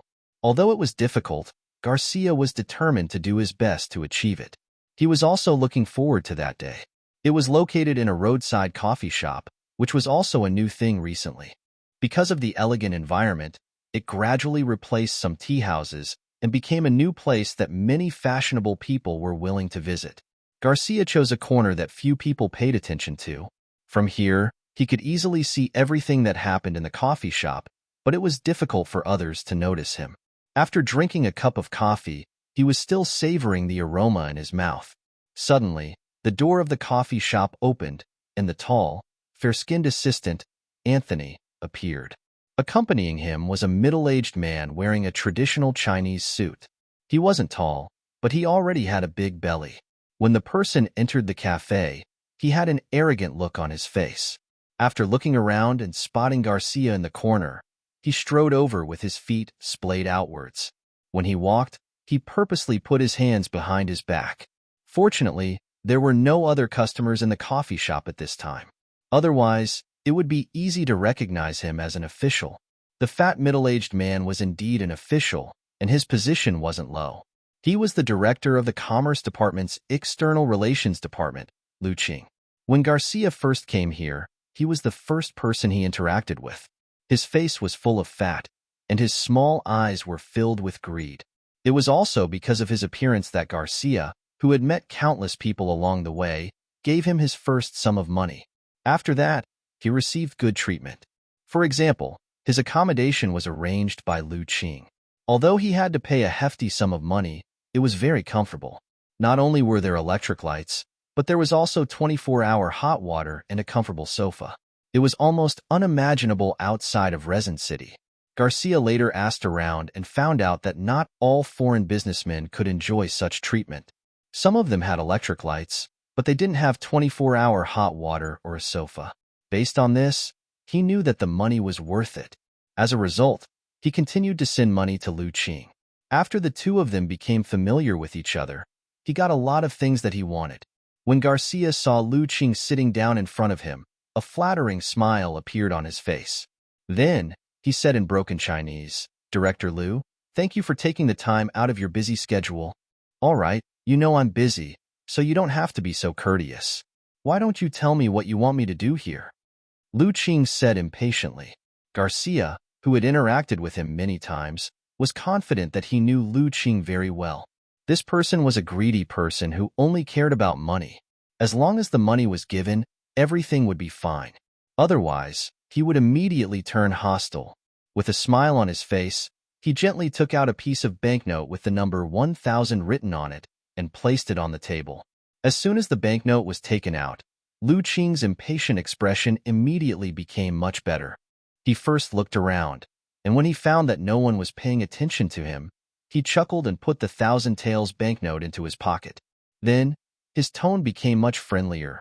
"Look, we are all old friends. How can I be so shameless?" Lu Qing took the banknote and Garcia's expression became much happier. "Yes, I'm friends with Director Lu, so I need your help." Garcia leaned forward and whispered something in Lu Qing's ear. Lu Qing, who originally had a smile on his face, quickly changed his expression. His brows furrowed together before he shook his head and said, "That thing isn't easy to obtain." "Yes, I know it's not easy, but what kind of person is Director Lu? There's nothing in Crimson City that can stop you. How about this? Get the blueprint and I'll pay you this much," Garcia said and extended a finger. This finger was not 1,000 taels, nor was it 10,000 taels, but 100,000 taels. Seeing this, Lu Qing was stunned at first, but he quickly shook his head. "No, this is a serious matter. The blueprints of the railroad tracks are not so easy to obtain. In the middle, many people will be needed. This bit of silver is not enough." Garcia cursed Lu Qing's insatiable greed in his heart. However, when he thought of the value of this item and the benefits he would receive if he were to offer it to the King of Spain, he hardened his heart and extended another finger. "That's all. I don't have much left from the silver I brought this time." With the price of 200,000 taels, Lu Qing finally smiled. Sure, sure. 3 days. We'll make the deal here 3 days later. Okay. Garcia also knew that this item wasn't easy to get. It was all because of Lu Qing's ability that he could get it done in 3 days. Therefore, he happily nodded. Lu Qing left without even drinking a cup of coffee. To him, the coffee in this coffee shop wasn't bad, but it paled in comparison to the free coffee from the Department of Commerce. Not long after, Garcia and Anthony also left. Right after they left, the male waiter who was dozing off in the coffee shop suddenly opened his eyes. He immediately asked for leave from another waiter and strode out. No one knew that this waiter had another identity. He was an intelligence officer from the Security Bureau. His job as a waiter in the coffee shop was just a cover for his identity. After all, this was a high-class public place. There might be some private transactions happening here, so it was necessary to arrange for someone to be here. After leaving the coffee shop, this intelligence officer quickly went to the nearest intelligence station. He met with his team leader, Gu Qi, and told him about his findings and suspicions. From a certain point of view, the Security Bureau and the Central Intelligence Bureau were both part of the Yangtze's intelligence department. They were like the Great Ming's Imperial Guards and the Eastern Palace Guards. They had the responsibility of secretly monitoring hundreds of officials. Once they suspected someone, they could often arrest them without any evidence. They had a lot of power. After hearing his team members' report, Gu Qi didn't dare to be careless. This matter involved a director of the Department of Commerce, and there were even foreign businessmen involved. If he didn't handle it well, it would have a deep impact. The scope of this matter had exceeded his authority, so he had to report it. At first, Gu Qi found the deputy director, Dong Hui. Then, this matter was reported to Che Chao, the director of the Security Bureau in Chichen City. Looking at the latest information on the desk, Che Chao waved his hand at Dong Hui and said, "I understand. Do what you need to do." Dong Hui knew that he had caught a big fish. He immediately retreated with a happy face. When there was no one in the office, Che Chao placed his hands in front of the telegraph on the table. After switching to a signal station, he began to report to the other side. The wired telephone was still being developed in the Academy of Sciences. It was said that it was about to succeed. Before this, the main leaders of the various departments used this simple transmitter to communicate.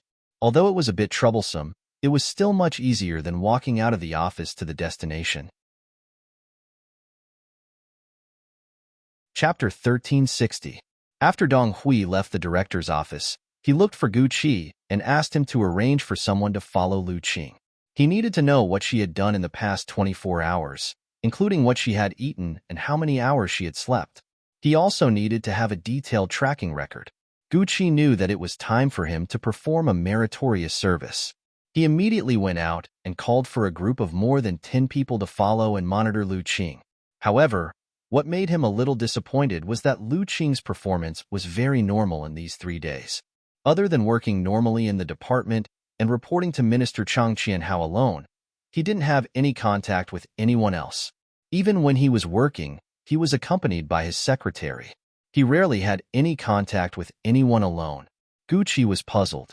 Did he find out that he had sent someone to follow him?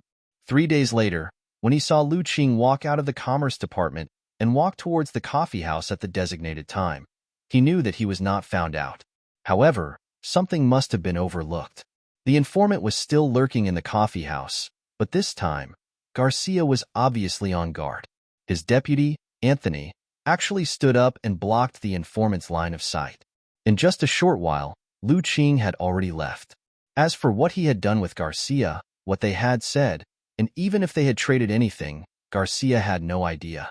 The difference between the Security Bureau and the Daming East factory was that they couldn't arrest people without evidence. This was Yang Qindong's order.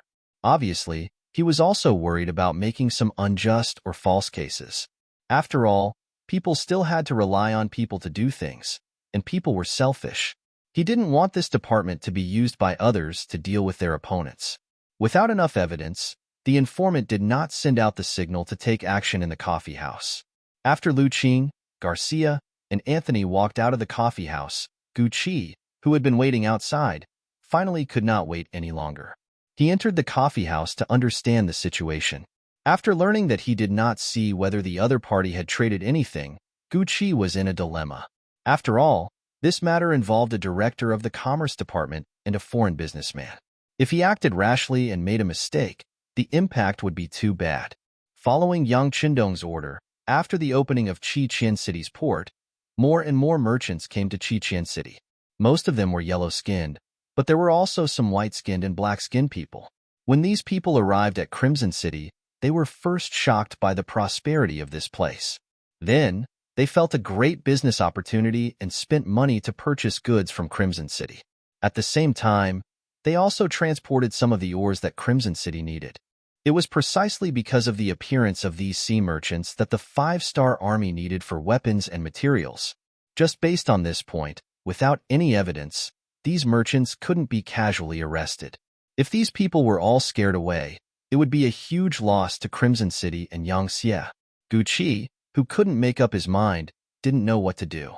Just as he was wondering if he should take another look, he received a piece of news that made him unable to sit still. Garcia had actually applied to leave the port with his fleet a day later, and it had been approved. Damn it, he's trying to escape. At this time, how could Gucci not see that Garcia was trying to escape? Now, it wasn't a matter of whether or not he had evidence. It was a matter of principle to prevent people from taking confidential information out of Qiqian City. If Garcia wanted to leave, he would definitely take away all the important things. That would be the best time to catch him red-handed. Without any hesitation, Gucci went straight to where his superior, Dong Hui, was at. Dong Hui also felt that this matter was very serious. After quickly consulting with Director Che Chao, he mobilized over 100 intelligence agents and decided to go to the port tomorrow morning. At the same time, he ordered Gucci to arrest Director Lu Qing at the same time tomorrow. However, because there wasn't enough evidence, it was best not to arrest someone in a public place like the office. Garcia didn't know that he was being targeted. He had successfully obtained the construction information of the rail car. Looking at the various neatly drawn numbers on it, he let out a long sigh of relief. With this item, this trip was worth it. With a smile on his face, Garcia could be said to be asking questions. He looked at his assistant, Anthony, and asked, "Have you informed the port?" "Yes, we have. Tomorrow morning, our ship will depart from the port and return to our country," Anthony replied respectfully. In their country, the difference in status between people was a huge gap. Even if the superior wanted you to die, you had to obey. "Very good. How about this, Anthony? You stay here tomorrow. Don't go back with me. Stay here and continue to keep an eye on this place. I feel that there should be a lot of secrets that we haven't unearthed yet. This important mission will be handed to you. I hope that the next time I come back here, I will hear more good news," Garcia said with a hopeful tone. Anthony didn't think about being left behind. When he heard this, his face was naturally filled with shock. However, when he understood the benefits, his face naturally revealed a joyful expression. He was only Garcia's assistant, and there wasn't much credit left for him, unless others were willing to share some of it with him. But no matter what, when there was a great contribution, people would only remember Garcia. How many people would remember him? If he could stay behind to carry out the mission alone, it would be different. The merit wouldn't be snatched away by others. Not to mention, this was Garcia's idea. He had to carry it out even if he didn't want to. "Yes, I'm willing to stay." "Very good. There are still some silver taels left for you. Go ahead and do it."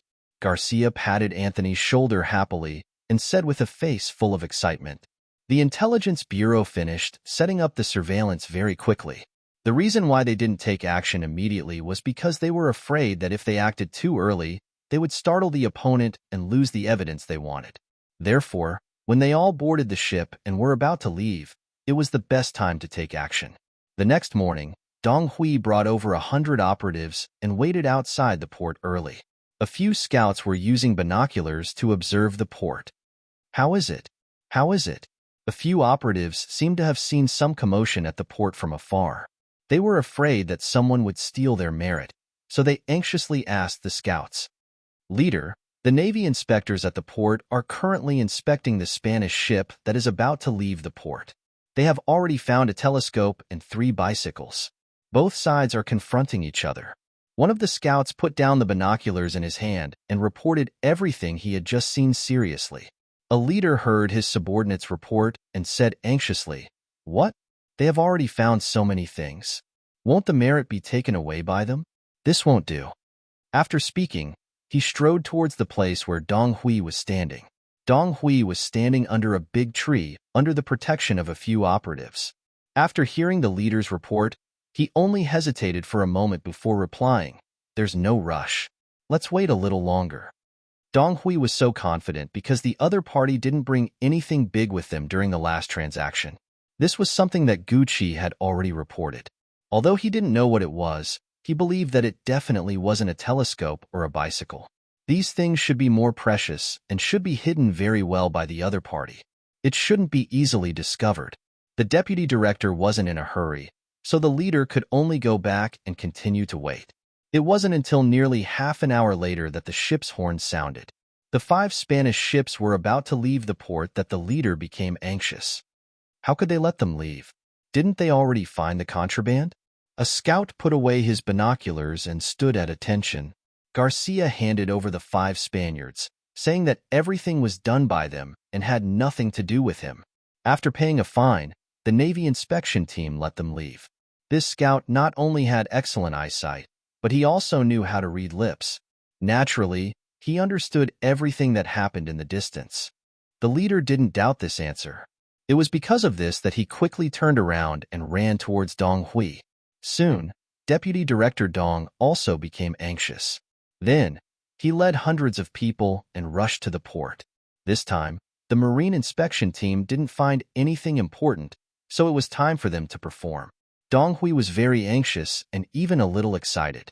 If they found what they were looking for this time, not only would they make a contribution, but they would also be able to suppress the Navy inspection team.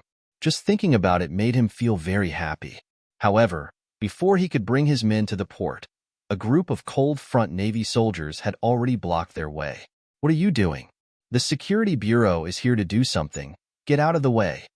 Seeing that someone was blocking his way, Dong Hui's face was filled with anger, and his voice had a hint of roar. He received accurate information that there was something wrong with the Spanish fleet.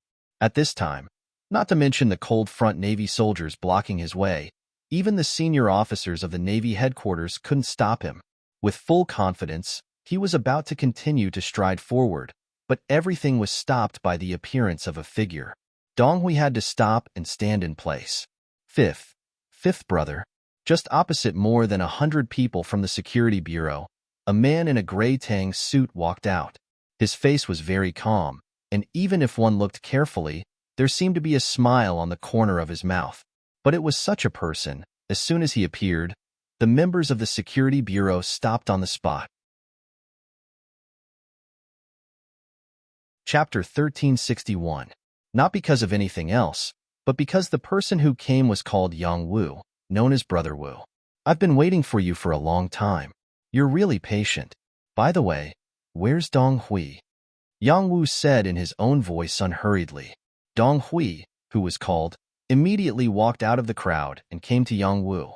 He stood at attention, reporting to Brother Wu. Dong Hui, Deputy Director of the Security Bureau in Crimson City, reporting for duty.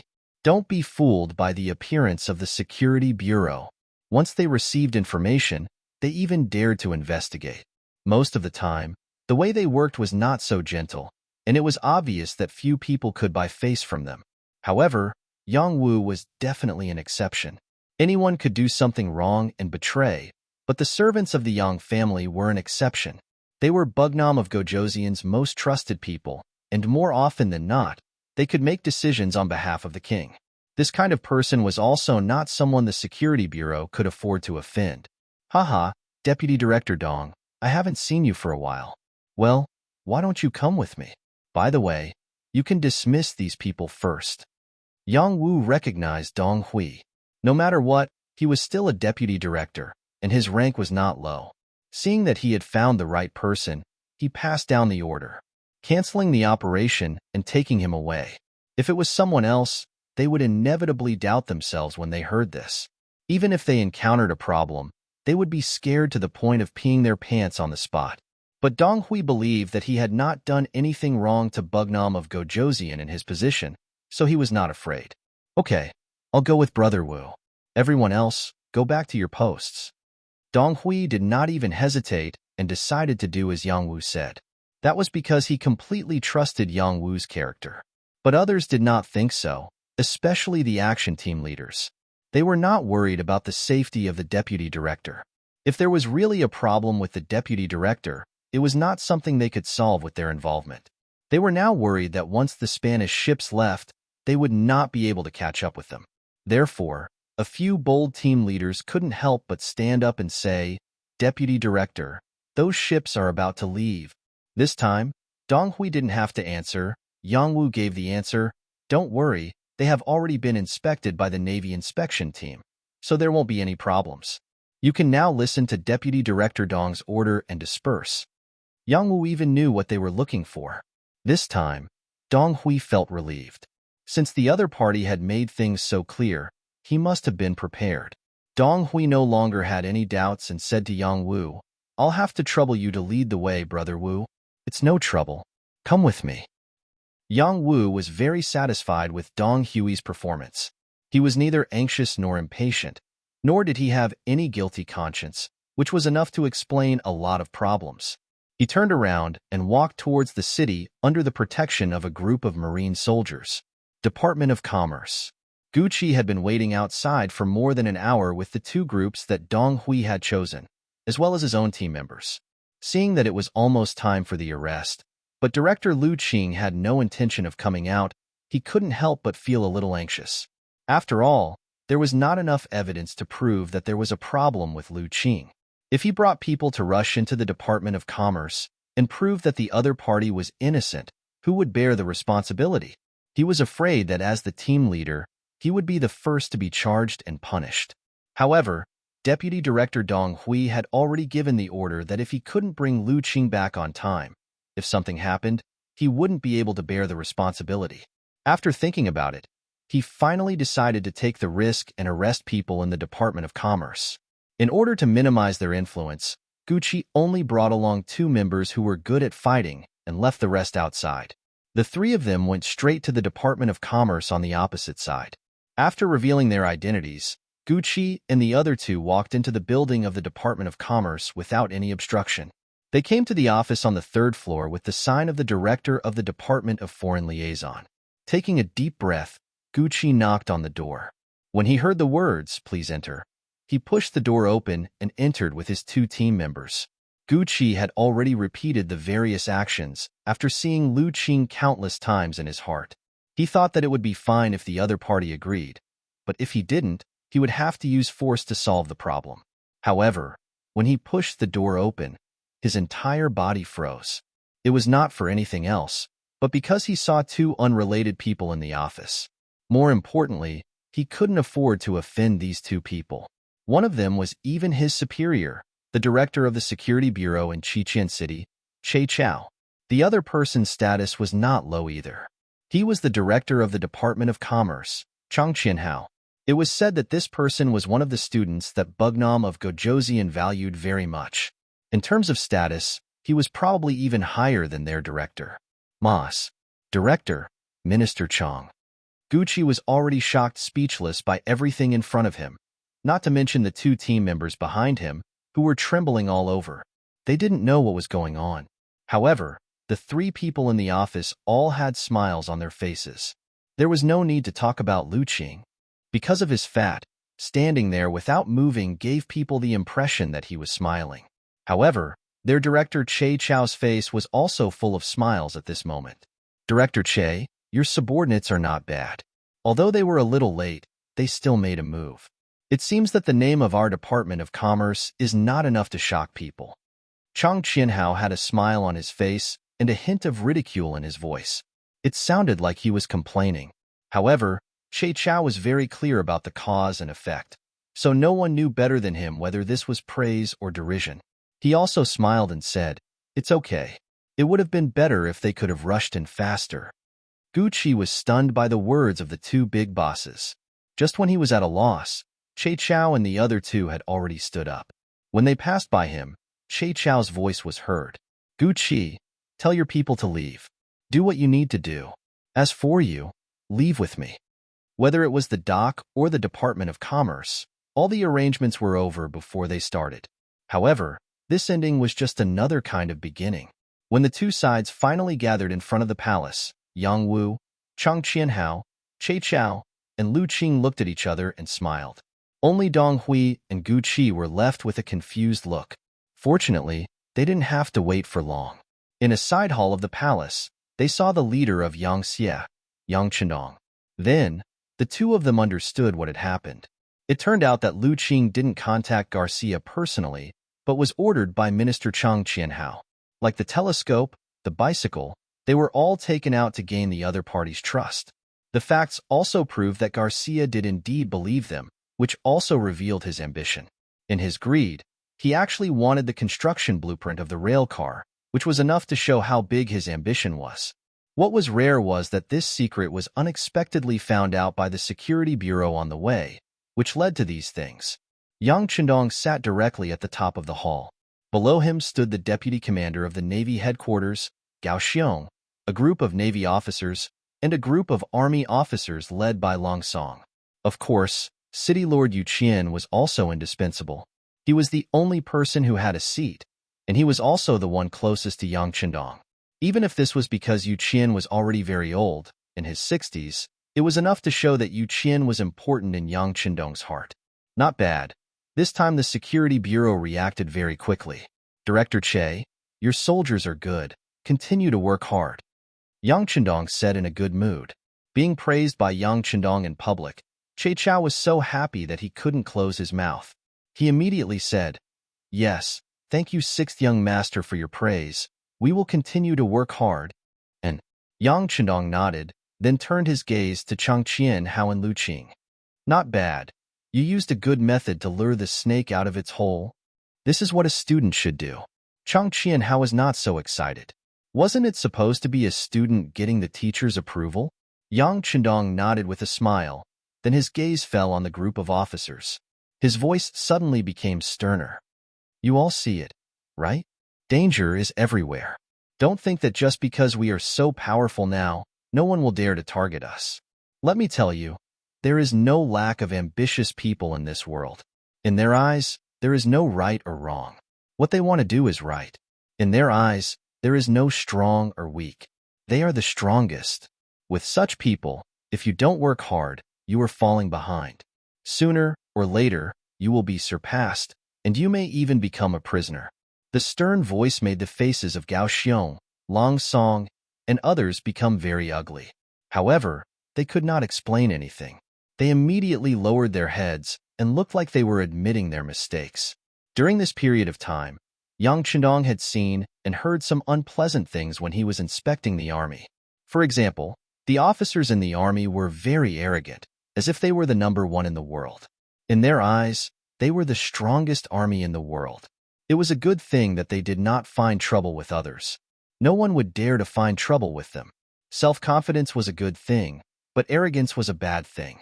If they failed because they underestimated the enemy, the military officer would be held accountable.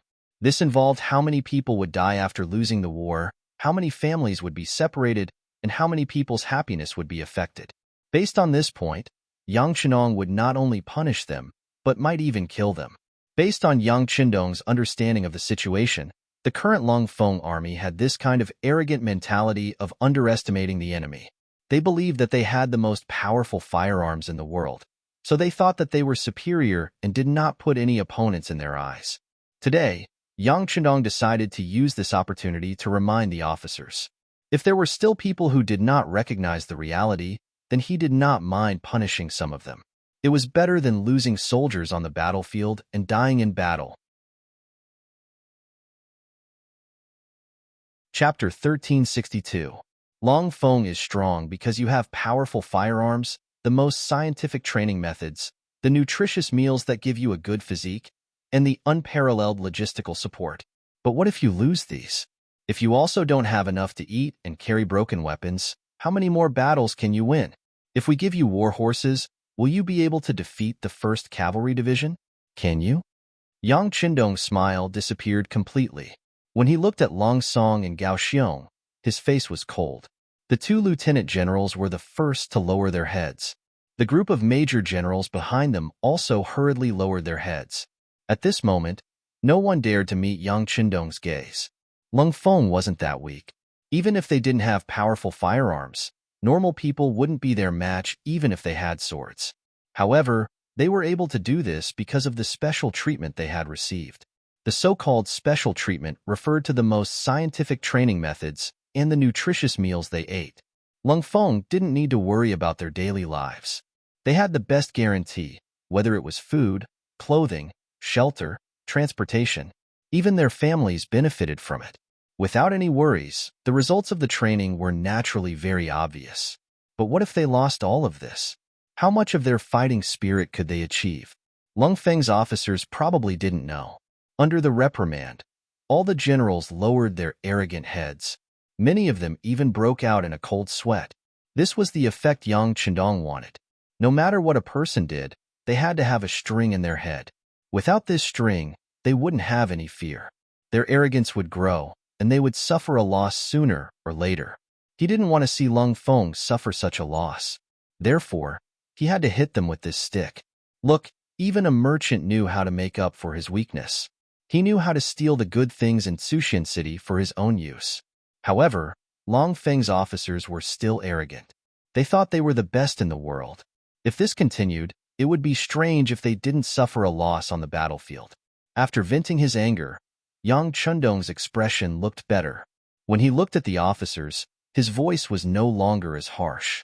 Deputy Commander Gao, how's the map of the sea? Gao Xiong, whose name was called, shuddered. He took a step forward and said, "Sixth young master, the situation of the surrounding sea has been completely figured out. Now we have a detailed sea map of the surrounding 1,000 miles. If necessary, as long as the order is given, the Navy can be dispatched and completely occupy this sea area." Gao Xiong was full of confidence when he said this. Over the years, the Navy has rarely fought against foreign forces, but it's not like they didn't do anything. On the contrary, every time they patrol the sea, they try their best to perfect the sea map, including where there are reefs, where there are shoals, where is the most suitable place for landing, how long is the time difference between the appearance of typhoons, and so on. 1,000 miles? Far from enough. This answer didn't satisfy Yang Qindong. His goal was too far, so far that no one dared to think about it. Yes. Gao Xiong, who didn't receive any praise, trembled again. He could see that the sixth young master wasn't satisfied, but this was already the result of his best efforts. If he wanted to make the map more accurate and farther, he would have to deal with the fleets of other countries and get more information from them. However, at sea, the map was like the root of life. How could those people be willing to hand it over? He had tried to spend money to buy it, but unfortunately, the results weren't very good.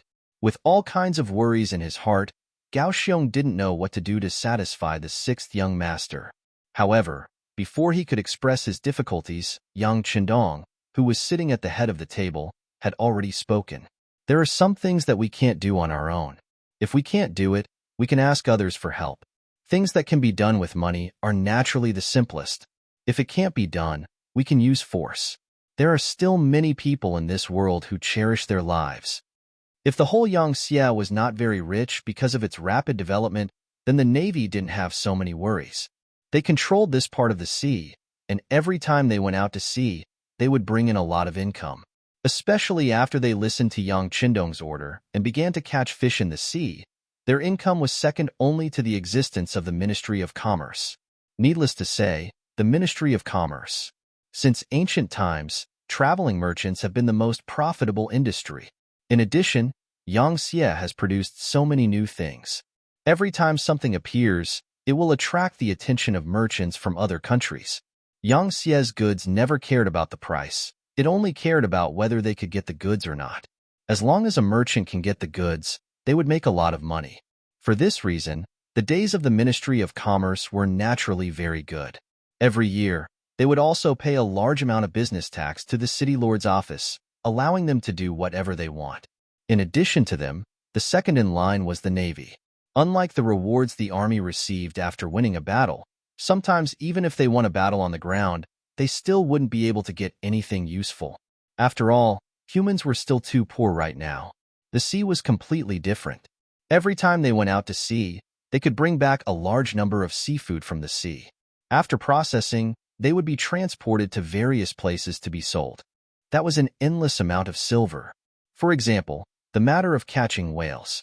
Due to their enormous size and their entire bodies being treasures, every time one was caught, the profit would be at least 100,000 taels of silver. And this was when they were directly sold to the Ministry of Commerce. If they were sold to other places through the hands of merchants, the profit would be immeasurable. And just this transaction alone made countless people jealous. But everyone knew what was going on, and no one else could do it. The size of the whale was not something that ordinary ships could deal with. Doing such an exclusive business was naturally as satisfying as it could get. Yang Chenong said to find other people to help and use money to buy the route map because the Navy didn't lack money. Then he said to use force, which immediately made Gao Xiong's eyes light up. Sixth young master, using force is naturally the best way, but in this way, I'm afraid that others will know our purpose, and I'm afraid that some places will be guarded. Guarded? Humph, can a dead man still speak? Yang Qindong's mouth slightly raised, and he coldly snorted. He never thought that he was very benevolent. In his previous life, in order to complete various tasks, he didn't know how many people he killed. Of course, the people he killed were people who deserved to die in his eyes. But if someone wanted to obstruct his great cause of unification, who didn't deserve to die? Not to mention that they were of different races. Not my race. My heart must be different. Gao Xiong understood the meaning of Yang Qindong, and his eyes flashed with light. Sixth young master, this subordinate understands. Please rest assured that the Navy will immediately implement your instructions. The Navy will not be an obstacle to our expansion. Very good. Yang Qindong's face finally looked better, and then he said something that made everyone present excited. This king has decided to start the expansion of the sea in March next year. The Navy will be the main force, and the Army will be the auxiliary force. The implementation will still be the same as on land. Every time we occupy a place, we will relocate the people there. In short, we must put the 5-starred flag in every corner of the world as soon as possible. At that time, everyone must give their full support. Yes. Everyone present understood the meaning of Yang Qindong in an instant, and one by one, they answered in an excited voice. After talking about the military, Yang Qindong's eyes fell on Che Chao, Dong Hui, and Gu Qi. He knew that they should have a lot of questions in their hearts. Qianhao, you say it. Yes. The Minister of Commerce, Chang Qianhao, cupped his fists and stepped forward. Then, he recounted the entire story of Garcia's incident. According to Chang Qianhao, Director Lu Qing went to contact the Spanish businessman Garcia under his orders. The so-called bicycle and binoculars were just chips to gain the other party's trust, including the rail car blueprint that was traded with the other party in the end. Now, this person should have taken those blueprints to the sea and is on his way back to Spain. The marine inspection team appeared and detained the telescope and the bicycle, but they only took away the rail car blueprint. For Yang Xie, there was no loss. The reason why he did this was to send a friendly signal to Garcia. They are all friends and will not meet on the battlefield. Now it seems that the goal has been achieved. So that's how it is. This was also the first time Che Chao had heard of such a thing. Feeling that he had understood everything, he immediately smiled and said, in that case, the blueprint that Director Liu gave the other party must be fake. Hee, not only did you get the money, but you also gave the other party an illusion without any losses. Well done. No. Chang Qianhao smiled and shook his head. The blueprint is real. If not, how can we let the other party see our friendship? What? It's real? Then this. Che Chao's face turned ugly. If all of this was real, in his opinion, the sacrifice was too big. Fortunately, Yang Qindong spoke at this time. It's nothing. Even if there is a blueprint, some things can't be built so quickly. Just the iron smelting alone is enough for them to prepare for a period of time. Of course, if they can really build it, wouldn't it be better? It would save us some trouble. When these words were said, everyone was stunned at first, but then they suddenly understood and nodded. Yes, the Navy is about to expand on the sea. One day, Spain will become a part of Yangtze. If they have any scientific results, wouldn't it help the entire Yangtze? Chapter 1363. After figuring out this point, everyone's expression became much better. Everyone had a deeper understanding of Yang Qindong's strategy. Garcia was probably still secretly happy at this moment, but if he knew that what he got was what Yang Xie wanted to give him, and that he had successfully misled them, it would be too late for him to cry. Immediately secretly arrest Anthony and learn more about the situation on the other side of Spain from his mouth. At the same time, arrange for people to learn the Western language, so that it will be easier to manage them in the future. Yang Qindong saw that the matter was settled, so he made a final conclusion. After saying this, he looked at Director Che Chao of the Security Bureau and nodded approvingly. This time, the Security Bureau reacted very quickly, which is worthy of praise. I will record this merit. I also hope that you can continue to work hard and find more problems hidden in the dark. Che Chao, who was praised, was very excited. He immediately stood at attention and gave a standard military salute. Please rest assured, Sixth Young Master, our Security Bureau will work hard and strive for new achievements. The matter of the Spanish merchants was over. Not long after, Anthony was arrested. After the Security Bureau used certain means, he lowered his noble head and was willing to tell everything he knew. Not only that, the Security Bureau, with the help of the Navy, began to secretly arrest some other foreign sea merchants who came to Resin City. From their mouths, more and more navigation maps fell into the hands of the Navy headquarters, making full preparations for the battle at sea in March. Yang Qinong was still constantly monitoring and guiding the work of Resin City, guiding Yang Xie's development with some of the vision and ideas of the future generation. At night, he was busy in the palace. Now he only has a son and a daughter. In the future, the huge family business will obviously not be enough for them, so he needs to work harder. Fortunately, Yang Qindong has the strength of a grandmaster. Even if he works hard, it won't hurt the foundation of his body. In addition, his wives are very cooperative, so it's only a matter of time before results are produced. On the grassland battlefield, although Yang Qindong was no longer there, the troops left there were still seriously carrying out the strategy of besieging the city. The results were also very obvious. If it wasn't for the arrival of winter and the heavy snow, the entire Yili Inner District would have been under Yang Xie's control. Southern Ming Dynasty, Department of Aristocrats. Zhu Huichen's expression was a little unsightly. Zhu Huitu, who betrayed his elder brother and younger brother and became the king of 3 provinces from King Guangdong, finally realized that he had been fooled by Zhu Qizhen after more than 2 years. What does it mean to be in charge of military affairs but not political affairs? At first, Zhu Huichen thought that as long as he had military power, he could do whatever he wanted. But who would have thought that raising an army would require money, especially when he had 500,000 soldiers? Every month, even every day, his expenses would be enormous. If he hadn't reached an agreement with Yang Qindong, where he would give 200,000 Han people every year in exchange for the exclusive distribution rights of Yang Xie's products in the 3 provinces, he wouldn't have been able to hold on until now. But even so, he still needed to supplement a lot of money from his own treasury.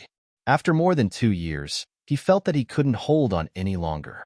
Zhu Huichen gnashed his teeth in hatred and called his most trusted civil official Chen Tian to discuss how to solve the problem. Increase the amount of trade with the 5-star army. We will provide 400,000 Han people every year, but the goods they provide must also be doubled. After discussing for a while, Chen Tian finally came up with an idea. Good. Zhu Huichen nodded heavily. I'll leave this matter to you. But this still can't solve the fundamental problem. Zhu Qizhen wants to make things difficult for me? Then I won't let him have it easy. Order people to pressure Xiping Wang Mu Bin and ask them for food. Secretly send people to contact the Bengal army and make them act as if they are pressuring us. I don't believe that old man will dare to disobey. Humph, pressure Mu Bin. With his strong military power, he could naturally force him to submit. Squeezing some food or even gold and silver was not a problem. But this would naturally cause Emperor Yingzong to be dissatisfied. If it wasn't necessary, Zhu Huichen wouldn't want to do this. But now, he had no better ideas. Even if it made the emperor unhappy, he had to try it. After Chen Tian heard this, His face showed some hesitation. He wanted to say something to dissuade him, but he thought that there was no other way. Angering the emperor was better than not being able to live. He could only nod and agree. The moment Zhu Huiqiang made a move, the relevant telegram was immediately sent to the palace of Tsuxian City. After reading the telegram, Yang Qindong was displeased. Does this Zhu Huiqiang only know how to contact foreigners to bully the Han people? Beta Persei, who had followed Yang Qindong for many years, immediately understood the meaning of his words. He immediately said, "Young master, don't worry. I will immediately arrange for people to warn the king of the 3 provinces. Yes, we have to warn him. You can tell him clearly that there is no problem with doubling the population and doubling the goods. However, if he dares to join forces with other countries to bully the Han people, there is no need for the southern Ming Empire to make a move. My 5-star army will be the first to destroy him." If he had to say who he hated more between foreign enemies and traitors, it would definitely be the latter. Towards those who had no ancestors and no sense of nationality, once he made a move, he would not be lenient. A telegram was an order.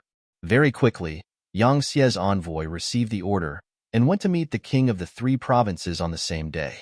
No one knew how the discussion went, but in short, the Bengal army quickly retreated from the border of the southern Ming, allowing the people there to have a chance to breathe. The 5-star army had already agreed to double the population and goods. Shiping's King Mubin could not stand the pressure of Zhu Huiqian's army and gave out some food and money. On the surface, it seemed that Zhu Huiqian's danger of raising an army was temporarily resolved. However, he was not happy at all. It was not for any other reason, but because the attitude of the emissary sent by Yang Qindong was very bad and very threatening. What kind of person was Zhu Huiqian? For glory, wealth, and power, he was even willing to send his own brothers to the guillotine and was willing to betray them. How could such a person be willing to be threatened by others? Therefore, even though he agreed to Yang Qindong's request to not let foreign countries oppress the Han people, in fact, he had already done so. However, after the envoy left, he smashed a few sets of porcelain bowls, one of which was expensive, his favorite tea set. He's going too far. He's going too far. We're all kings. Why did he do this? Why did he do this? Zhu Huiqian was so angry that he cursed in the main hall. The maids and servants at the side did not dare to breathe too loudly. After smashing the bowls, his anger finally subsided. Then, Zhu Huiqian dove into his bedroom and went asleep. He slept until the sky turned dark and only woke up. After shouting for someone, the person who appeared in front of him was actually Chen Tian. Looking at his most trusted think tank, Zhu Huiqian finally didn't show his displeasure. Instead, he gave a wry smile and said, "Why are you here, sir? Did some reckless servant go to invite you? Alas, these people are really ignorant." "No, no." Chen Tian hurriedly waved his hand. Although when Zhu Huiqian was angry in the past, the servants had no choice but to invite him twice. This time he was not invited, but uninvited. "Your Majesty, there is a very confidential matter to discuss with you." After a quarter of an hour, a neatly dressed Zhu Huiqian appeared in the secret room.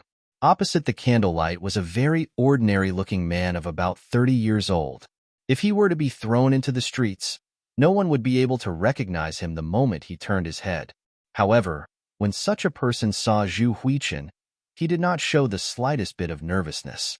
Just this boldness alone was enough to prove that he was not an ordinary person. "Who are you?" Zhu Huiqian was displeased. If this person had not been introduced by Chen Tian, he was afraid that he would have been angry and punished. "This humble one greets your highness, the 3rd province king." The person was not angry or panicked. He first bowed and then opened his right hand, handing over a banknote worth 10,000 taels with both hands. Although a banknote worth 10,000 taels was not much, at least it made Zhu Huiqian's expression look a little better. Of course, it was only 10,000 taels of silver. It was not worth it for Zhu Huiqian to reach out and accept it. He just looked at the person curiously.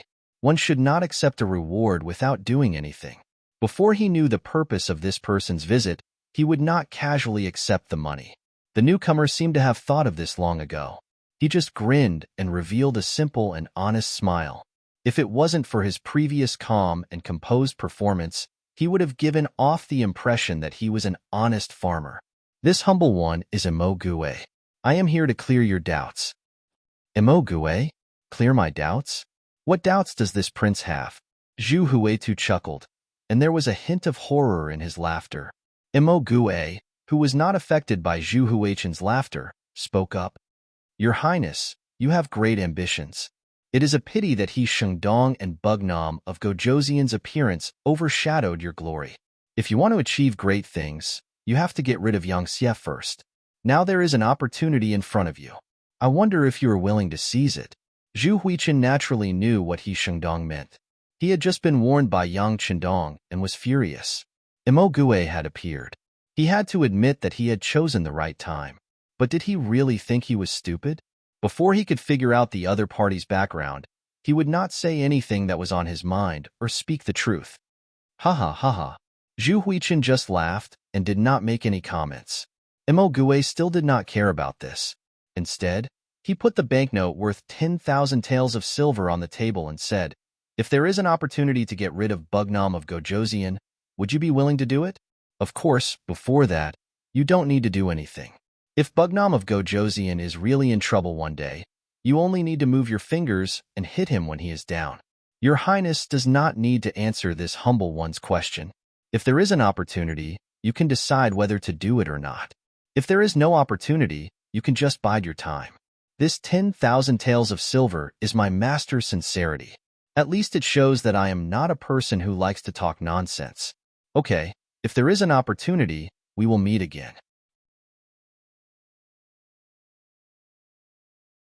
Chapter 1364. Before Zhu Huichun could give an explanation, Imogue had already turned and walked out of the secret room. Zhu Huiyun didn't stop him. Why would he stop him? He didn't do anything and gave him 10,000 taels of silver. Even if he was crazy, Zhu Huiyun still liked him. If he could meet dozens of crazy people like him in a day, would he stop? Of course, Zhu Huiyun didn't think Imogue was crazy. Since he said so, something might happen. What he needed to think now was what to do when the opportunity presented itself. Chen Tian brought him here, so Zhu Huiyun naturally wanted to hear his thoughts. Minister Chen, what do you think?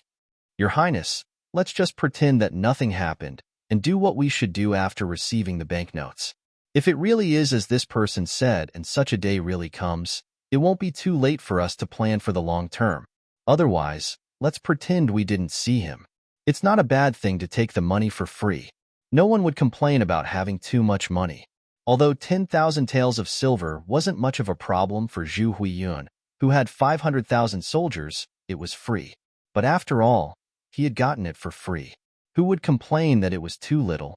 Zhu Huiyun nodded silently, obviously approving of this decision. But in fact, he was very curious. This Imogue was obviously just a messenger. He had a master behind him. Who was this master? If he guessed correctly, the person behind Imogue must know him and Yang Chenong very well. How could it be a coincidence that Imogue made a move right after Imogue threatened him? Interesting. Thinking that there was someone who knew Yang Chendong so well and was secretly watching everything, Zhu Huiyun suddenly became interested. He even began to look forward to that moment. If that day really came, he would definitely make a move. He had long coveted Yang Xie. Thinking of the countless good things in Yang Xie's territory, once Yang Chendong was in trouble, Yang Xie would be like the sky falling. It would definitely be chaotic. When that time came, he would definitely make a move. Countless riches would be waving at him. That day would be his chance to achieve great things. Far Eastern Province. After entering winter, it snowed for 3 days. The thickness of the snow at the highest point was 60 centimeters. This was just the beginning of winter. It could be imagined that there would be more snow like this in the future. Tang Shang of the 4th Cavalry Division walked out of the tent. When he saw the white snow in front of him, his expression became nervous. He began to worry about whether his tribe had suffered a disaster, whether there were casualties, and whether they had enough food. Tang Shang wasn't a pure Han. His mother was Han, and his father was Mongol. Back then, the Mongol cavalry raided the fields to raid his mother and gave birth to him. His poor mother died of an illness not long after giving birth to him, leaving only his father and grandfather to depend on each other for survival. When he was a teenager, his father died in a battle over a good piece of pasture between tribes. So he left his hometown with his grandfather and the tribe and came to Siberia. Tang Shang was good at fighting. In the end, he was noticed by Chan Bo during a battle against the Five-Star Army and was promoted to the position of division commander. However, it was a pity that the Far Eastern region was based on the Han people. The clans that had killed countless Han people had a grudge against the Far Eastern region.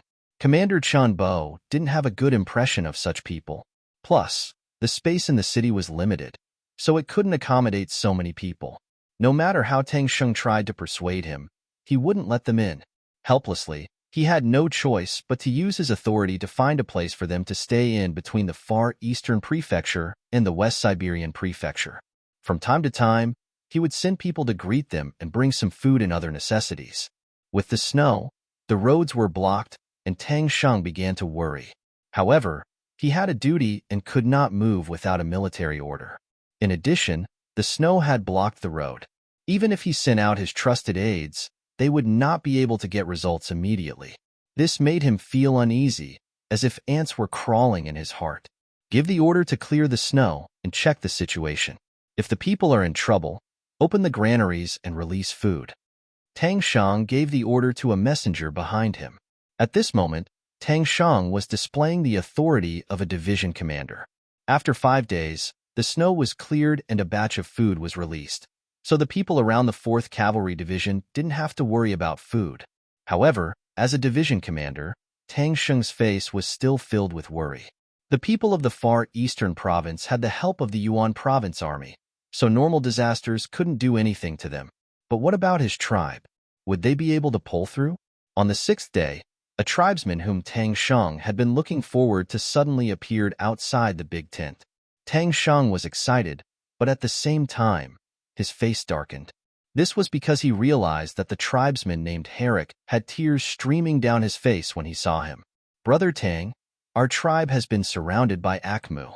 You have to save them. The winter in Crimson City was no different from usual. In this half-modern city, there were all kinds of strategies to deal with anything. Even if there was a tsunami, there were ways to deal with it. Not to mention, there was very little snow in Crimson City in winter, and most of the time, there was no snow. It was already January 1461. Under Yang Qindong's constant efforts, the 6th Madame Luan Xiaoyu was pregnant. And this was only the beginning. In January, they found out that the 3rd Madame Xiao Yuxue and the 4th Madame Dong Xiangxiang were pregnant. The Yang family's children were a great thing for the Yang Xie people, so everyone's face was filled with joy. As the leader of the Yang Xie people, Yang Qindong was naturally in a good mood. At night, he was busy with the concubines, and during the day, he walked around the factories and schools, leaving traces of him everywhere. At the munitions factory's steel mill, the factory manager, Wu Gang, was showing Yang Qindong the cavalry sabers and war sabers made of fine steel. Wu Gang was a veteran of the Yang Xie people. He started working with Yang Qindong in June 1448. After more than 10 years, his steel mill was constantly improving. In the past, he had produced some weapons that could cut iron like mud, but they were not used in the army. At that time, the Yang Xie lacked iron ore, and everything had to be cleared for the production of firearms, so the weapons in the hands of the 5-star army soldiers were not bad, but they were far from the best. The Yang Xie expanded, occupied a lot of places, and had more iron ore, so improving the quality of cold weapons became one of the important jobs of the steel mill. When Yang Qindong saw that the cavalry saber in Wu Gang's hand could easily cut ordinary swords, his face showed satisfaction and excitement. With such weapons, there would be fewer soldiers dying in the war in the future. The main cement factory. The factory manager, Jing Guang, led Yang Qindong to inspect the 36 workshops in the factory. Among them, 6 workshops and production lines were newly installed. With their efforts, the daily output of cement could reach 500 tons, but it was still not enough for the rapid development of the Yang Xie. Manager Jing, we need to continue to expand the production lines. There will be many places that need cement in the future. Don't be afraid that no one will want it. I can tell you that even if your factory produces cement for 100 years, it will still be far from meeting the demand.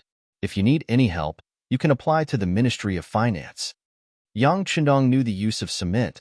Whether it was building houses or building roads, it was indispensable. Now it could be digested as much as possible. Jingguang certainly knew the newly established Ministry of Finance, which was established by Yang Chendong to reduce the pressure of Governor Yu Qian. Its role was basically the same as the so-called Ministry of Revenue. The first minister was Luan Shaoqian, who was transferred from Yunnan province. Sixth young master, don't worry. I will go back and apply for more cement. Jingguang promised. Not only do you have to make more, but the quality must also be guaranteed. The label must be up to standard, and it must be checked layer by layer. If it is not up to standard, it will not be allowed to leave the factory. Yang Chendong's face was serious when he mentioned this issue. He knew very well what would happen if the quality of the cement was not up to standard. Repeatedly wasting money was a small matter. If the building really collapsed, who knew how many people would die? The main garment factory. The factory manager, Zhou Hua, accompanied Yang Chendong as he inspected the workshops one by one. Yang Chendong, who had just inspected the underwear factory and the garment factory, had a satisfied expression on his face. The style of the garment can be more varied, and it must satisfy more people's tastes. Yes. Zhou Hua looked at her son-in-law with a satisfied expression. If it wasn't for Yang Chendong's arrival, her family would probably still be living a hard life. As they spoke, they arrived at the military uniform factory. Looking at the green, white, and blue military uniforms that were packaged, Yang Chendong exhaled and said, "The material of the military uniform must be of good quality, warm in winter and cool in summer. Especially the winter clothes, the cotton inside must be of the best quality. We can't let any soldiers catch a cold or get hurt because of the military uniform." Sixth young master, please don't worry. All the clothes produced have to go through 3 inspection procedures. They don't know each other. We have also set up a reward system. Whoever finds a problem will be rewarded. If the problem is not found, they will be punished. This greatly increases their enthusiasm, so there won't be any problems. When speaking of this, Zhou Hua was full of confidence. These ideas were given by her son, Luan Shaoqian, and daughter, Luan Xiaoyu. How could they be wrong? Okay. By the way, mother-in-law, if you have time, you should go to the palace to see Xiaoyu. She is now pregnant, so she is a little nervous. You should go and comfort her. After talking about official matters, the mother-in-law and son-in-law started chatting. Chapter 1365. Shipyard. Accompanied by the shipyard director Hong Yi, Qin Chuan inspected the newly produced warships. The 5-star Army Navy was currently using sailboats. Division-level warships were using Level 4 warships, regiment-level warships were using Level 3 warships, and so on and so forth. After years of hard work, they had finally built a Level 5 warship. The size of the ship and the number of cannons made it the warship used by the officers. We still need to build more warships like this. If there's any need, the other departments will fully cooperate and strive to upgrade all the warships. Looking at the ship that was over 100 meters long, Yang Chendong sighed. Yes, the Navy headquarters also has such a request. In the future, all division-level warships will be upgraded to Level 5 warships. In the future, we will focus on researching Level 6 and 7 warships. Hong Yi said with a face full of excitement. No, there's no need to worry about Level 6 and 7 warships. Right now, the research department is researching steam engines. Once that thing is built, it will be used on Level 6 warships. At that time, the speed will be dozens of times faster than now. Yang Chendong sighed and said, Paper factory. Factory director Kong and led Yang Chendong to inspect many workshops. Looking at the white paper being produced from the production line, Yang Chendong walked forward and took 2 pages. He found that the paper was very sturdy and thick. Very good. In the future, Yang Xie's children will have to go to school. This will require a lot of paper. You will have to work hard. Yes. Kong nodded. We will definitely work hard. After spring, we will build more production lines. There won't be any delays. There must be no delays. Education is the foundation of the country. Only when the people have culture and wisdom can the country become stronger. This is the national policy, and no one can change it, much less neglect it. Glass factory. A year's GDP and wealth had reached a certain ratio. It had become one of the important sources of Yang Xie's wealth. As the factory director, Qin Ming had his own pride. However, when he faced Yang Qindong, that bit of pride had long disappeared, because everything in front of him was created by this person. Glass was not a big deal in Yangxie. It was even used in ordinary households. For example, the windows of many residential buildings were made of transparent glass. But to the Yang family, this was still a novelty, especially the various accessories made of glass. Businessmen from other places would rush to buy them. After creating so much production value and wealth, the head of the glass factory, Qin Ming, would be glowing with happiness wherever he went. The factory's confidentiality measures still need to be strengthened. We can't let others steal the results. If you need anything, you can go directly to Yang Wu. He will make the arrangements. Yang Qindong was very clear that the production of glass was not that complicated. It could be said that it was not difficult for those who knew how to do it. Once the process was known, he could make it, but others could also make it. That would be a big problem. Yes, sixth young master, don't worry. The people in our glass factory are all old. Their families are all in Qiqian City. They are also loyal to Yangxie and will not be disloyal. Moreover, the military is also very strict in this area. Every one of them has a detailed record.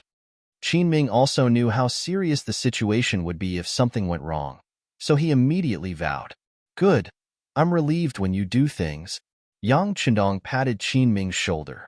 This person was also an old man who had followed him for more than 10 years. All these years, there were no problems, which was enough to prove his confidence. Winery.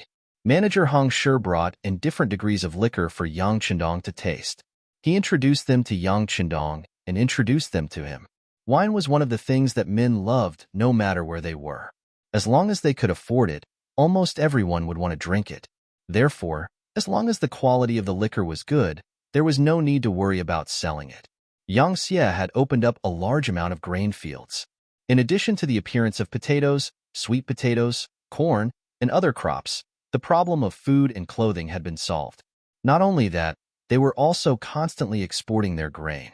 Right now, the grain that the southern Ming dynasty needed was basically provided by the five-star army. When there was more grain, it was naturally not a good idea to store it in the granary. Using the excess grain to make wine was a better use. Good wine could be exchanged for silver and more money. Right now, the winery was also one of the main sources of income for Yangxie. Sixth young master, right now, not only do we have 10-degree liquor, 20-degree liquor, and even 55-degree liquor, we have also produced a lot of soft drinks and beverages. Together with the transparent glass bottles, the price will not be low. Hong Shi reported at the same time as he reported his work. Your train of thought is correct, but it's not enough. For example, we can change the packaging of the beverages. Bag packaging and paper packaging can be used. This way, we can lower the content of the drinks and even normal people can buy them. This way, the sales will be better. Also, for the wine, we need to come up with more variations. Don't limit it to just a few types. We can divide it into high, medium, and low consumption levels.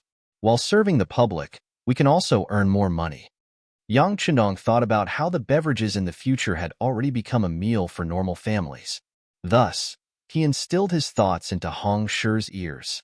Manager Hong Shi listened attentively, and the secretary beside him was also taking notes with a small notebook. After being in Crimson City for a long time, who didn't know that the sixth young master's words were the golden law? They were absolutely correct. Main food processing factory. Zhou Dai was accompanying Yang Qindong to inspect the food production line. Looking at the bags of instant noodles, ham sausages, and various canned food being packed separately, Yang Qindong also reached out and picked up a bag of instant noodles. After casually opening it and tasting it, he nodded. The taste is not bad. The quantity is also sufficient. Yes, these are all prepared for the army. The quantity is 30% more than what is usually sold. This is to let the soldiers eat until they are full. Zhou Dai stood on the side and said, "Just eating until they are full is not enough. You have to think of a way to eat well. The taste has to be varied. You have to consider the taste of the public as much as possible." Yang Qindong stood beside the production line and gave instructions. Air Force Training Ground. The original Eagle Division had been expanded many times. Although the current Air Force could not be compared to the Army and Navy, the number of people had reached tens of thousands. Coupled with their special mission, they had become a new powerful force that could not be ignored. The Navy commander Tianyu had the rank of Major General. Wearing a sky blue uniform, he was accompanying Yang Qindong and watching the performance of the Navy soldiers. Dozens of hot air balloons rose into the air, carrying out the various orders given by the ground command. Time and space were sometimes low, sometimes left, sometimes right. After reaching the predetermined position, packs of high explosives fell from the sky, blowing up the original targets one after another. Individual paragliders rose into the air. Using the large or behind them that rotated like a fan, one soldier after another rose into the air. They could follow orders to the west or to the west to complete the high-altitude reconnaissance mission. The development of the Air Force started from scratch, and it was not easy to reach the scale it had now. In this regard, Yang Qindong affirmed their work and also made a request. He also agreed to the request of Tianyu to lead the soldiers to participate in actual combat. From now on, with the addition of the Air Force, any enemy's so-called ambush would have nowhere to hide. They would also become the unique overlord of the sky. Yang Family Academy. The first Vice Principal Wang Si accompanied Yang Qindong to walk around the entire academy. When Yang Qindong did not return to Qiqian City, Wang Si was actually the first leader of the academy. Under his leadership, the Yang family was constantly developing. It was different from the great Ming dynasty's knowledge, which was mainly based on the 8 classics, the 4 books, the 5 classics, and other sages. The studies in the Yang Family Academy were divided into different categories: Chinese, mathematics, geography, science, biology, physics, chemistry, agriculture, labor, and so on. The scholars of Yangxie had long been used to studying many subjects. This represented the comprehensive development of morality, aspiration, physical fitness, aesthetics, and labor. Only such a talent could have everything. Only learning Confucianism in the Yangxie had no future. So far, the Yang Family Academy had cultivated many talents for the Yangxie. Once the students graduated, those with excellent results would be quickly snatched up by various departments. Because of this, more and more young people liked to apply for the academy. With this repeated cycle, the academy had entered a very normal track. Now, the students of the Yang Family Academy had flooded the various departments, and they all considered themselves as Yang Qindong students, gradually forming a strong force. One could imagine that after a few years, when this group of people fully matured, they would become a powerful force. Perhaps even the future Huang Pu would not be able to compare. Not only do they have to study, but also have them participate in labor and experience the real life of the common people. Every graduate has to live in an ordinary village for at least a month. This is a hard and fast rule. There are no conditions. Many things can only be said if one truly understands it. If one only reads it from books, not only will it not be deep enough, it will also be easy to be separated from reality. Yang Qindong wanted students who knew what to do, not students who only knew how to talk but not do, or students who only knew how to do but not speak. Yes, this student will remember. Wang Si nodded heavily. Seeing that Wang Si was almost 30 years old, Yang Qindong suddenly stopped and thought of something. Has your grandfather already retired? Wang Si's grandfather was Ming's Minister of Personnel, Wang Ji, who held a high position in power. In the past, he was the person Wang Ji respected the most. He always thought that one day he could be as capable as his grandfather. But ever since he came into contact with Yang Shui, this thought slowly began to waver. Especially after coming to Crimson City, he no longer envied his grandfather. In his opinion, that position was a waste of life. It was just like a machine, going to work and getting off work every day. It was really meaningless. Chapter 1366. Unlike now, where he could come into contact with new knowledge and new things every day in the academy. Every time he figured out a problem, regardless of whether it was a teacher or a student, they would all jump up in excitement. A new window would be opened in front of him, and a new field of knowledge would be unlocked. To him, who thirsted for knowledge, this was the most satisfying thing. It was many times better than working in the yamen every day. Wang Si was very satisfied with his current life, but that did not mean that he did not love his grandfather, especially since this grandfather had been very good to him since he was young. Now that he heard Yang Chendong ask, he replied, "Yes, grandfather has already resigned and has returned to his ancestral home to enjoy his old age. And then is it possible to bring him here? You should know that regardless of whether it is the climate or the conditions, this place is much better than the other side." This was the Minister of Personnel, and no one knew the officials of Ming better than him.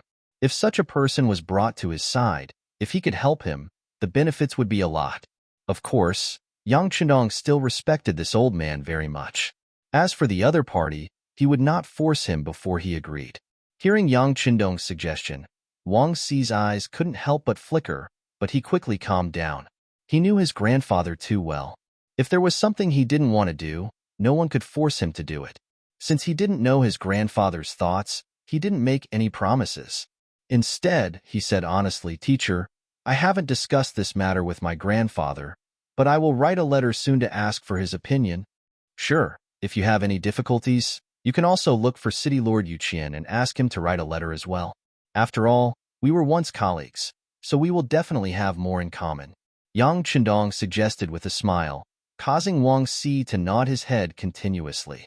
Following that, the bank, the art troupe, the bicycle factory, the tobacco factory, and so on all left behind Yang Chendong's footprints. With Yang Chendong's guidance, the various units became even more motivated.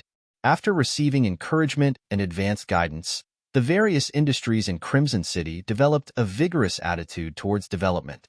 2 months later, in the 3rd month of the year 1461, Yang Chendong personally brought all the officers above the rank of major to the largest square in the city. Here, a stone tablet that was tens of meters tall and a large hall that occupied an extremely large area was located. The monument was a monument to heroes, and the hall was a memorial hall for heroes. The ashes of all the heroes who died on the battlefield were placed here for future generations to pay their respects. It was precisely because these martyrs were not afraid to shed blood and sacrifice that the Yangxie party was able to grow stronger, and the people were able to live a better life. Anyone with a conscience would never forget these heroes who had sacrificed themselves. On the first day of every month, a large number of officers would come to pay their respects. Even during normal times, there would be people taking turns to come every day. They would either burn paper money or offer flowers to express their gratitude.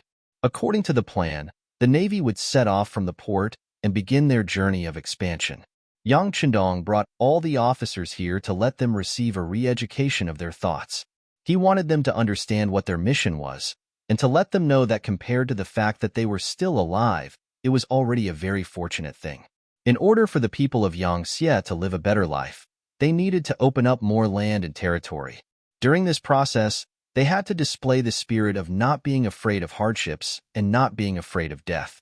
If they were unfortunate enough to die in battle, their corpses would be transported back here to be worshipped by future generations forever. On the square, hundreds of thousands of people from all walks of life gathered here. They personally witnessed their leader, Yang Chendong, offer a wreath to the martyrs.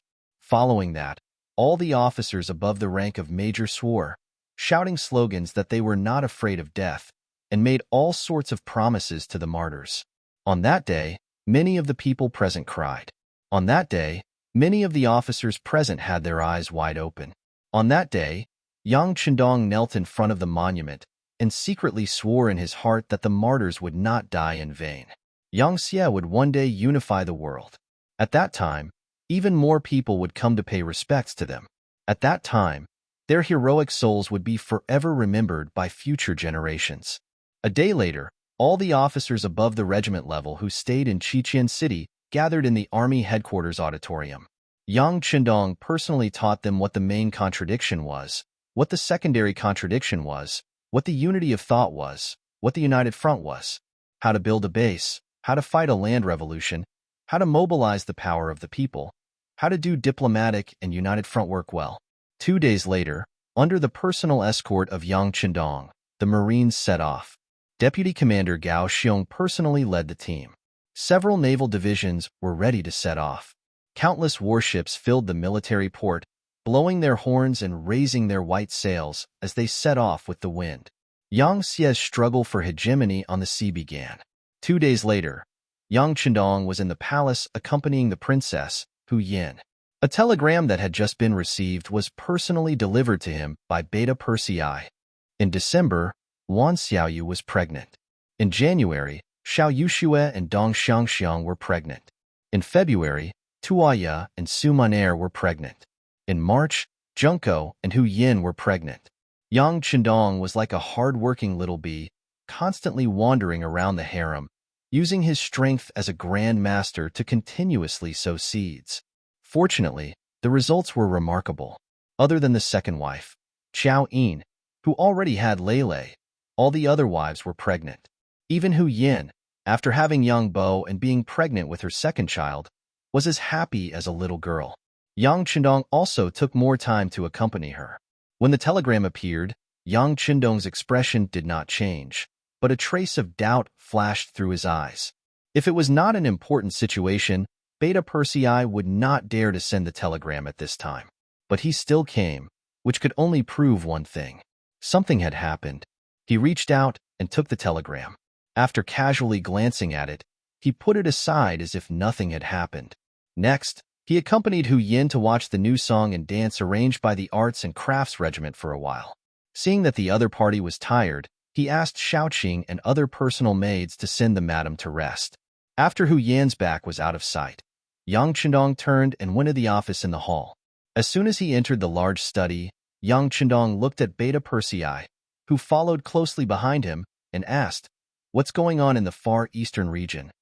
"Young master, after receiving the telegram from Governor Chenbo, I immediately asked the Security Bureau and the CIA. There was soon news from there.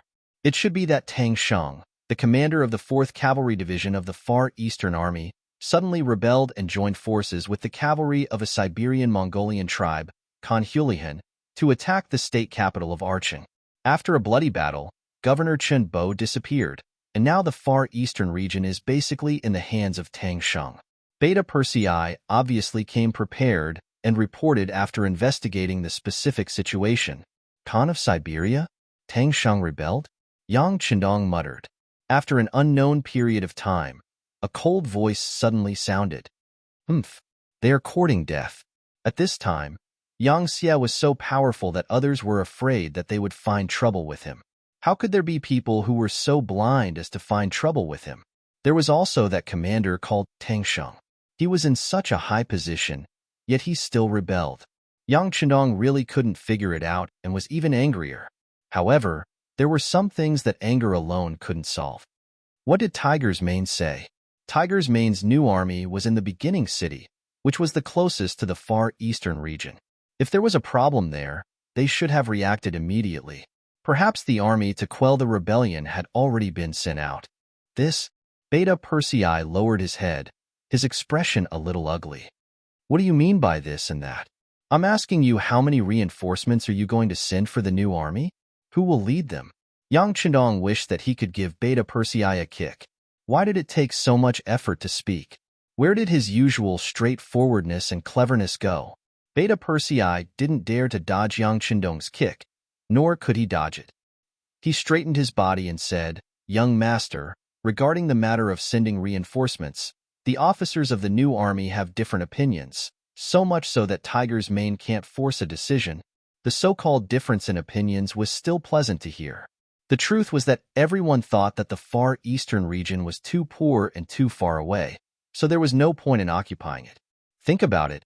What did they get after occupying the far eastern region all these years? Other than the last time when the beginning city was in danger, Commander Chenbo brought 4 cavalry divisions to help. He had always been asking for things. After careful calculation, with so much manpower, material resources, and financial resources, not to mention one army, even 3 armies could be built. The beginning city had begun to be self-sufficient through its own efforts. Neither Tiger's Mane nor Yumian wanted to continue to ask for help from Qiqian City. They wanted true economic independence. The fertile fields on the grasslands and the various small factories in the city were where their confidence came from. However, they still had to provide the far eastern region with goods, which greatly dragged them down, making it difficult for them to become economically self-sufficient. Now that there was a problem, wasn't this an opportunity to shift the blame? This was also the reason why they hadn't sent any reinforcements even though they had heard the news from the other side. Beta Persei's words were vague, but Yang Chendong was very clear in his heart. However, he didn't blame Tiger's Mane, Yu Mian, and the others for this matter. If he wanted to blame someone, he could only blame them for not having enough foresight and not knowing the benefits and importance of the Far Eastern region. Make the arrangements. After 3 days, we will set off. This trip to the Far Eastern region, since no one is willing to do it, this young master will go personally, Yang Chendong said with determination. This wasn't a spur-of-the-moment decision, but the problem related to the Far Eastern region should also be solved. Not only that, but the problems of the Golden Horde and the Ross country should also be solved this time. Although he had given Shanbo a lot of ideas, it seemed that the effect wasn't very good.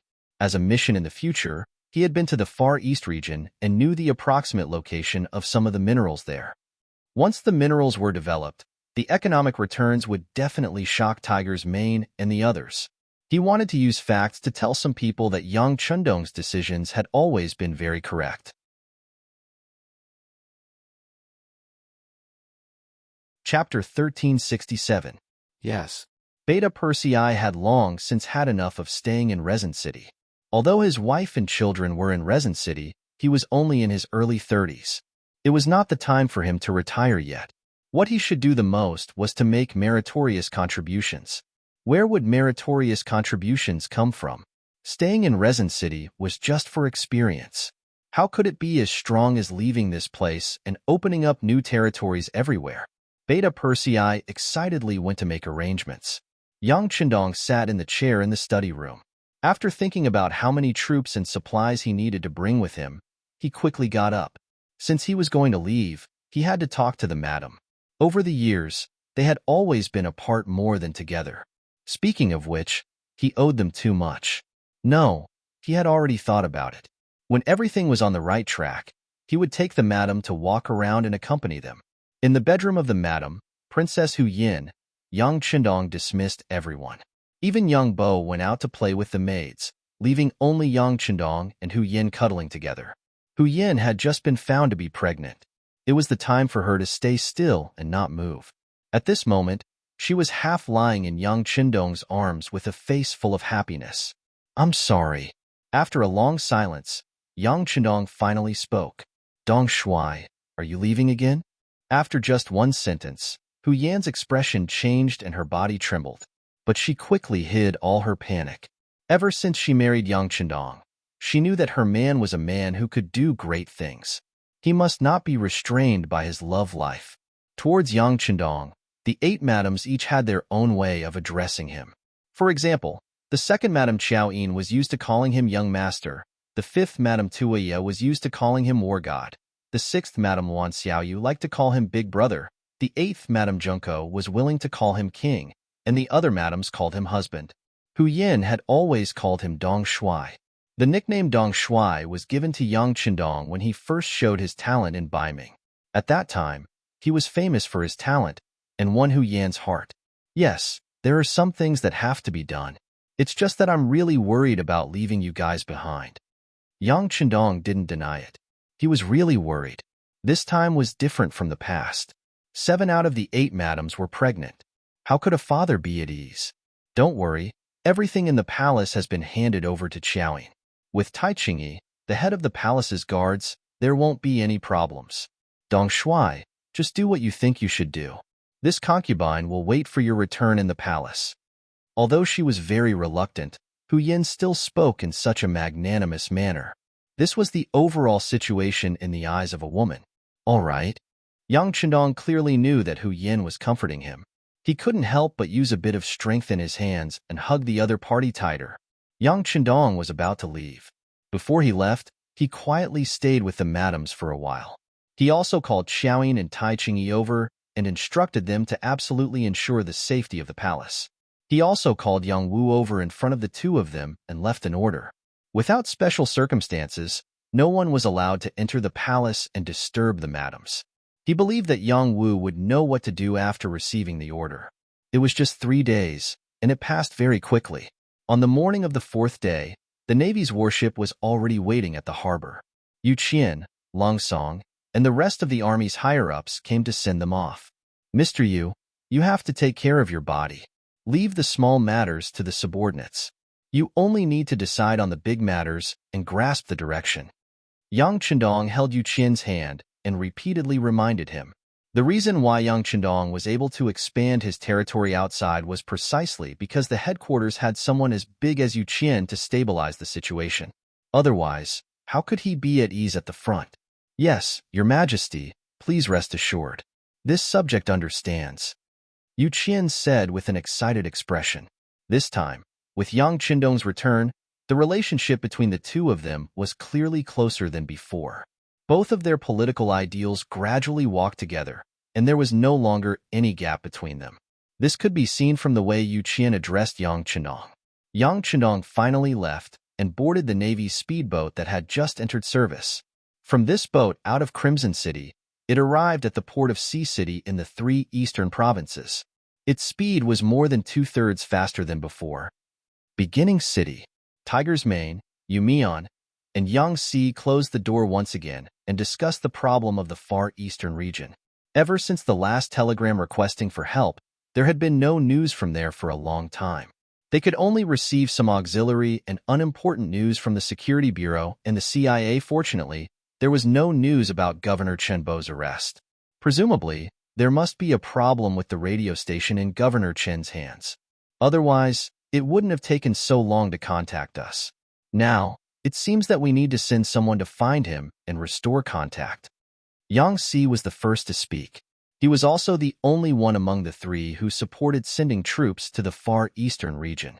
As a servant of the Yang family, the person Yang Si admired the most was Yang Chendong. In his eyes, as long as it was the young master's decision, it was the right thing to do. As long as it was the young master's decision, it was definitely the right thing to do. Since the young master was the one who decided to establish the far eastern region and invested so much, if something happened there, it must be saved and rebuilt. Saving people was a must. This was also what Tiger's Mane and Yumian wanted.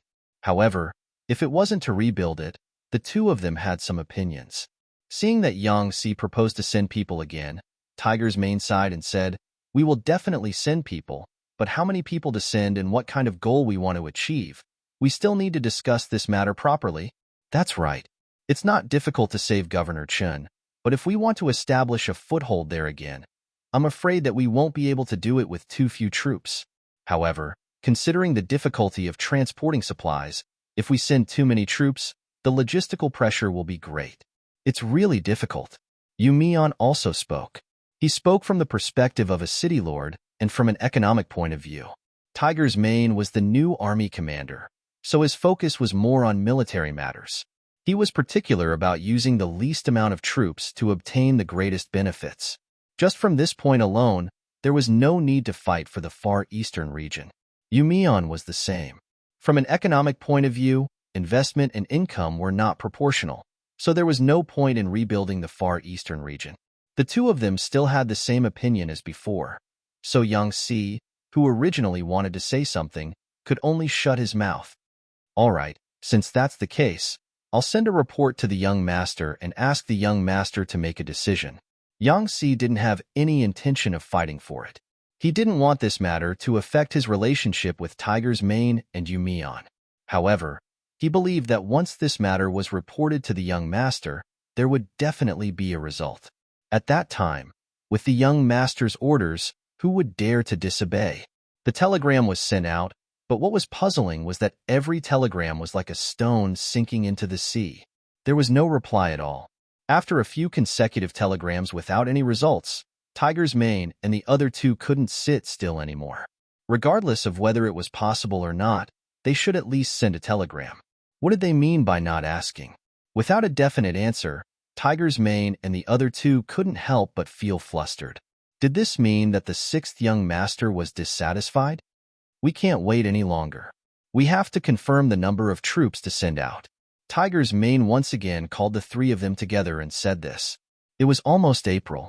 The road leading to the far eastern region had already been opened, and the snow was dissipating every day. It was time to attack. How many people should we send? How much logistical support do we need? Can we win in a single battle?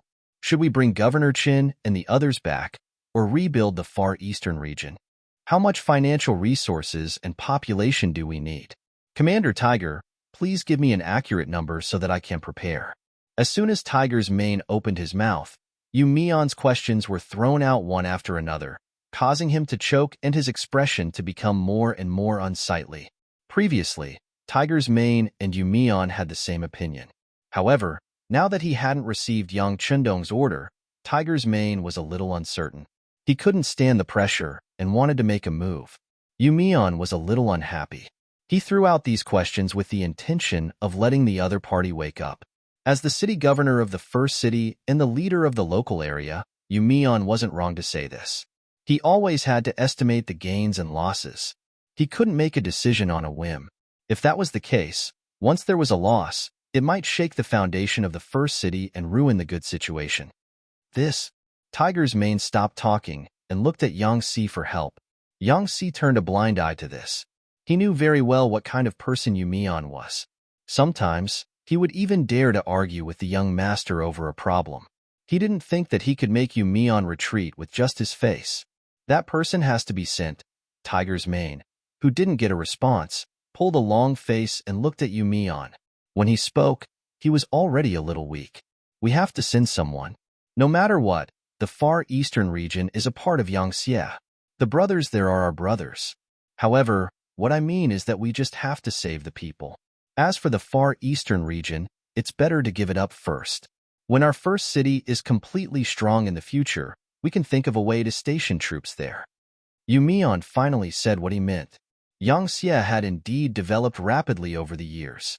Countless new things had appeared and they had made a lot of money. However, at the same time, the military expenditure was also very large. Every time they occupied a new place, a lot of money and manpower would be invested in the construction there. For this reason, it wasn't that there weren't other voices. In fact, those who made this sound didn't even account for the number of people. Some people thought that Yangxie was already big enough. What they needed to do now was to stabilize everything. After the territory was consolidated, it wouldn't be too late to send troops to expand. It would just be a few years later. However, this method was stable and there wouldn't be any problems. Chapter 1368. However, this voice had always been suppressed by Yang Chundong. He did not care if others said that he was militaristic, nor did he care if others said that he was a murderous demon king. This was because no one in this world knew better than him how vast this world was and how many places there were that needed to be conquered. Yang Chundong single-handedly created Yangxie and established the 5-star army. If even his actions were questioned by his subordinates, one could imagine that if he could not conquer more territory in his lifetime, once he was no longer around and his successor was replaced, would he still have the courage and influence to unify the entire world and make the Han people the only ruler? Yang Chundong did not dare to think about it. He could only lower his head and do it. Fortunately, although the price to pay for occupation and expansion was not small, the businesses in Crimson City were diversified and the money they earned was enough to cover the expenses of the war.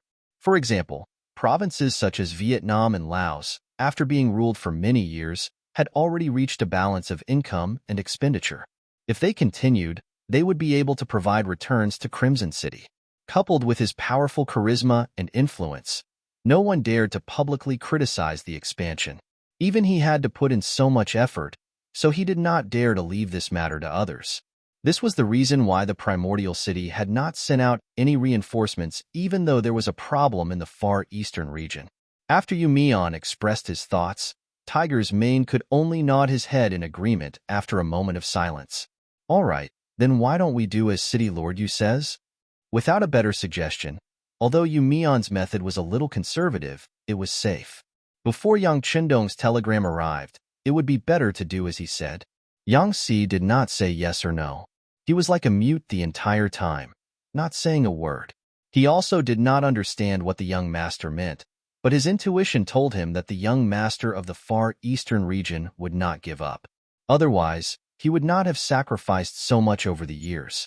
Yang Si didn't say anything, so Tiger's Mane and Yumian made the decision. After some discussion, they decided to send the 101st Division out to assist the Far Eastern region. They wanted to find Governor Chun and bring him back. The 101st Division's commander was Lu Jua. He was an extremely senior general. He was a calm and steady person, and it was more than appropriate for him to complete the rescue mission. They quickly came to a decision. The 101st Division was ordered to prepare for battle. 7 days later, the army would head north to the Far Eastern state. When an army set out on an expedition, it was necessary to deploy troops, allocate provisions, prepare equipment, clothing, and so on. It was a very tedious matter. Fortunately, the 101st Division was stationed near First City. Otherwise, they would need at least half a month to 20 days to complete the preparations. Time passed day by day, and with the City Lord's Manor and the Logistics Command headquarters doing their best to prepare, the various resources that were to be taken away were loaded onto carriages. Because the journey was rather long, and the roads were not easy to travel on, just the logistics alone had prepared a total of 1,000 carriages. It was said that this was only the first batch. There would be a second and third batch after that. The army set out. Along the way, the men and horses ate and chewed. Every day was a huge expenditure. Just from this point alone, Yumian's idea of retreating from the Far Eastern region was not considered a mistake. After preparing for a full 6 days, seeing that the army was about to set off tomorrow, Tiger's Mane called Commander Lu Jua to his office. The two of them discussed the route of the march, how to protect themselves after entering the Far Eastern region, how to find Shinbo and the others, and how to retreat safely. Just as the two of them were discussing enthusiastically, the office door was suddenly pushed open from the outside. Tiger's Mane, who was listening to Commander Lu Jua's opinion, showed a displeased expression. Pushing the door open without permission was a sign of impoliteness. When he wanted to reprimand them, he could only suppress his dissatisfaction when he saw that it was Yang Si.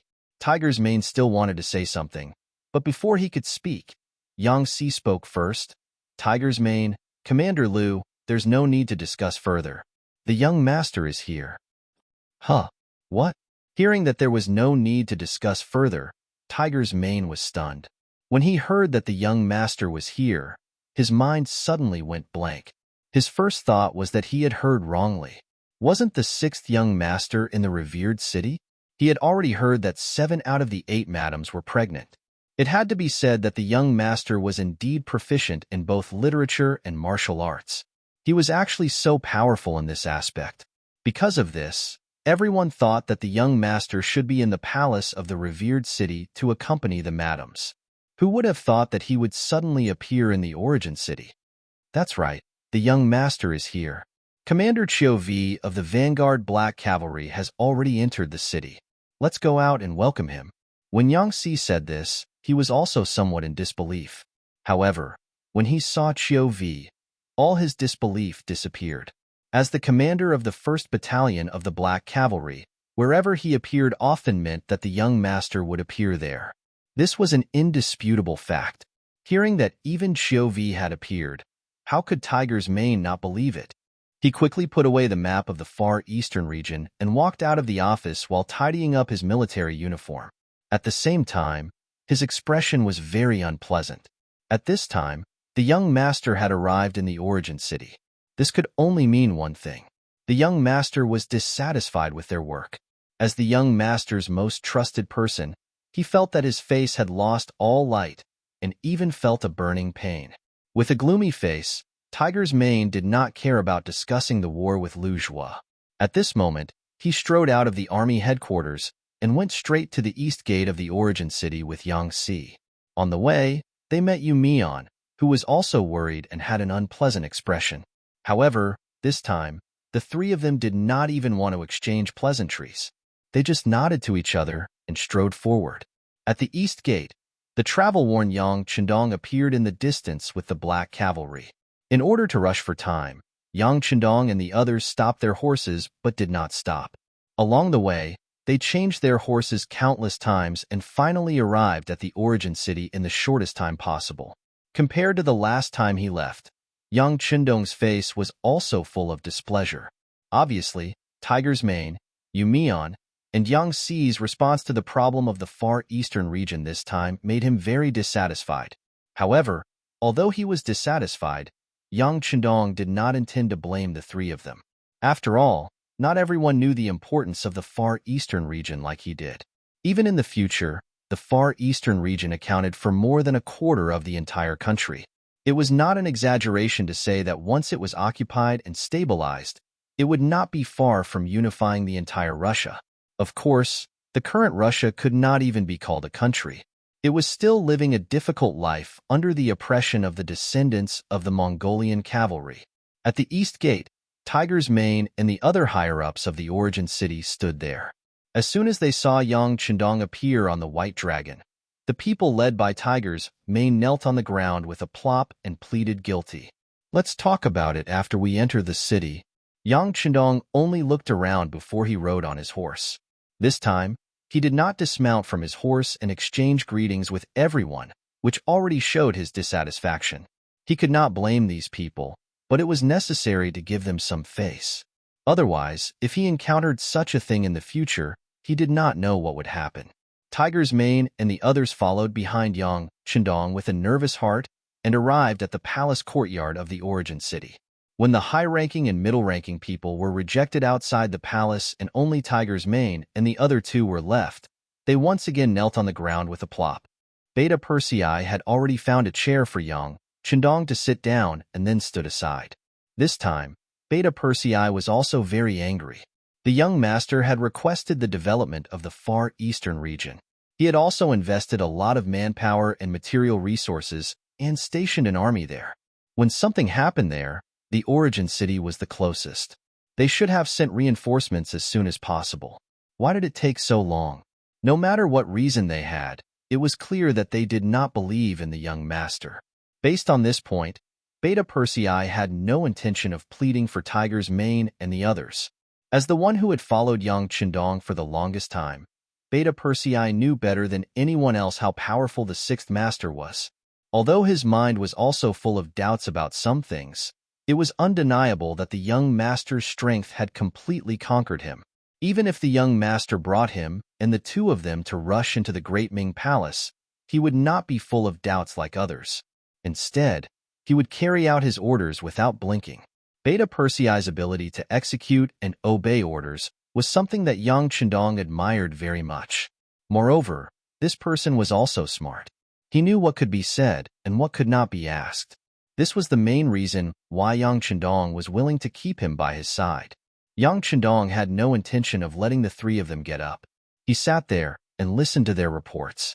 This was especially true for the Northern Ming dynasty. When Yang Chendong left, he had already laid the foundation for everything. The defeat of Baiming's 400,000 troops had greatly damaged Baiming's arrogant momentum. In the end, they had to give in and sent Shi Hong to discuss reconciliation with Yumian. 1,000,000 Han people had been sent over, and Gao Yu and the others were also sent back to Baiming's imperial court. Naturally, it was impossible for the soldiers who had surrendered to be returned.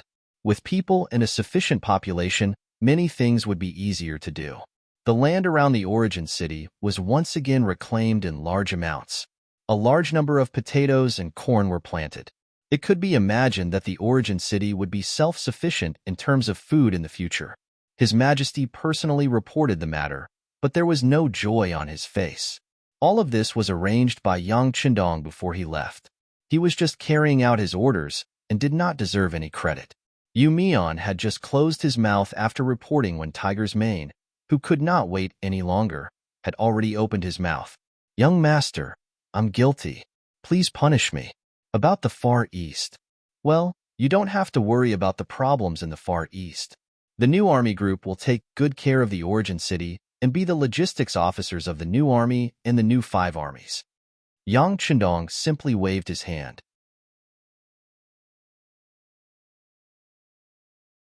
Chapter 1369. Young Master are new. Knowing that Yang Chendong was displeased, Tiger's Mane still wanted to continue to fight for it. However, Yang Chendong spoke again. This time, the young master will personally lead the troops, so you don't have to ask for instructions. By the way, this trip will use a lot of manpower. The required food and other things will be transported over from Red Nest City soon. Yes, everything will be handed over to the logistics command. As soon as he spoke, he only mentioned Yang Xi's name and even excluded Yu Mian. Immediately, Yu Mian's expression became very ugly. Yu Mian was not as simple as Yu Qian's son. If that was the case, Yang Chendong would not have given him such an important task. At most, he would have spent more money to find a comfortable position for him to stay. But he didn't. Instead, he placed such an important burden on him. Just this point alone was enough to prove his ability. However, having ability did not mean that he was completely open-minded. At least, when it came to dealing with the matters in the Far Eastern region, he did not do very well. His thinking was too conservative. In this matter, Yang Chendong could also see that a person like Yu Mian had no problem keeping his position, but when it came to pioneering, he was still lacking a lot. Since that was the case, he would just guard his home well. This could be considered as making the best use of people. Tiger's Mane and Yu Mian, the two people who opposed increasing the investment in the Far Eastern region, had stepped aside. Only Yang Xi, who had always advocated for greater support, was placed in an important position. This already showed Yang Chendong's attitude. By the way, this time, the new Second Army will also be transferred to the front line of the Far Eastern region. The two cities that they are guarding, Shajing and Jingzhou, will belong to the new First Army's line of defense in the future. The two of you must guard them well. Yang Chendong seemed to have thought of something and added this sentence.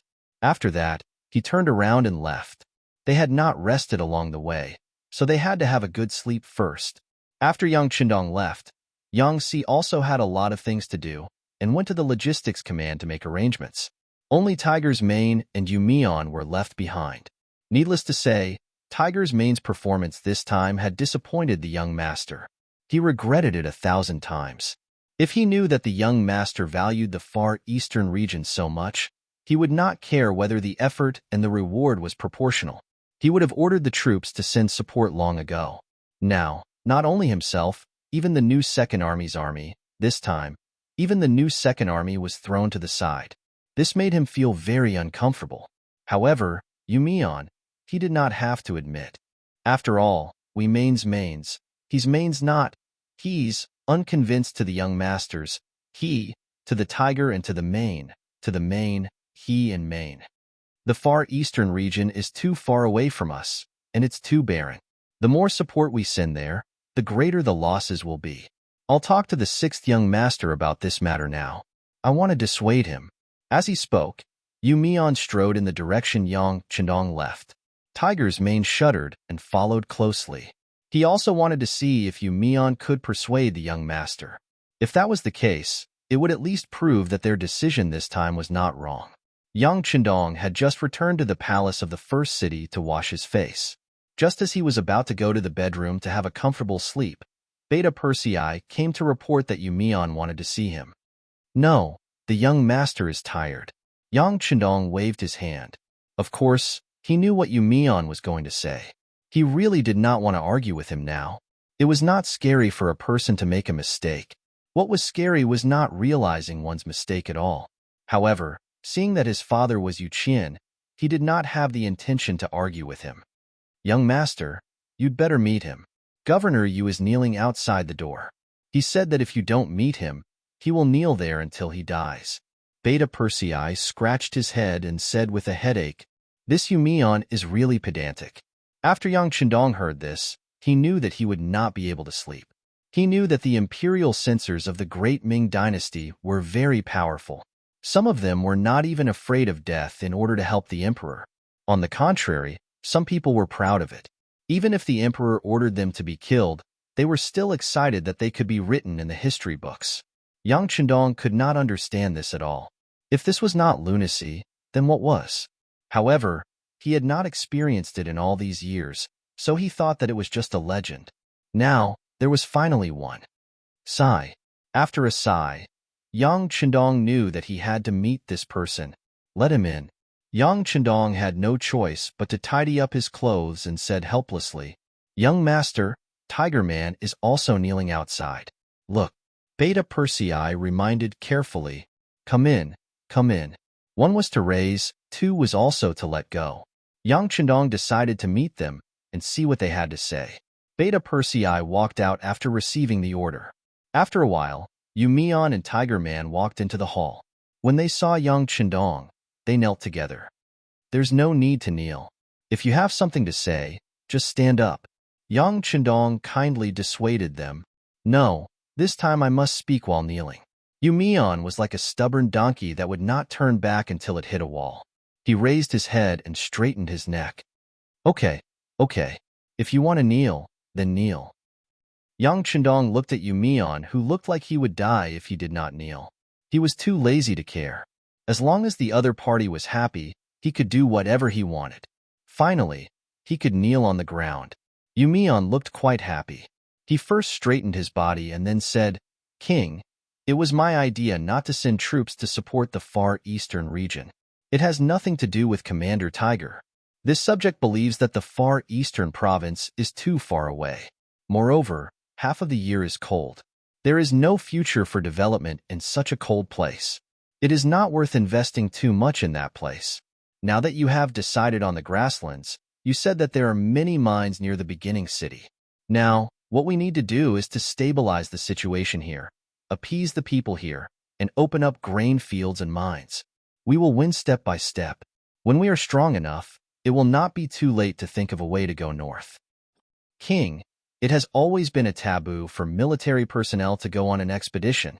King, you can't put the army in danger because of your reputation. It is not worth it. As he spoke, Yu Mian knelt on the ground and kowtowed. With just a few kowtows, blood seeped out of his forehead.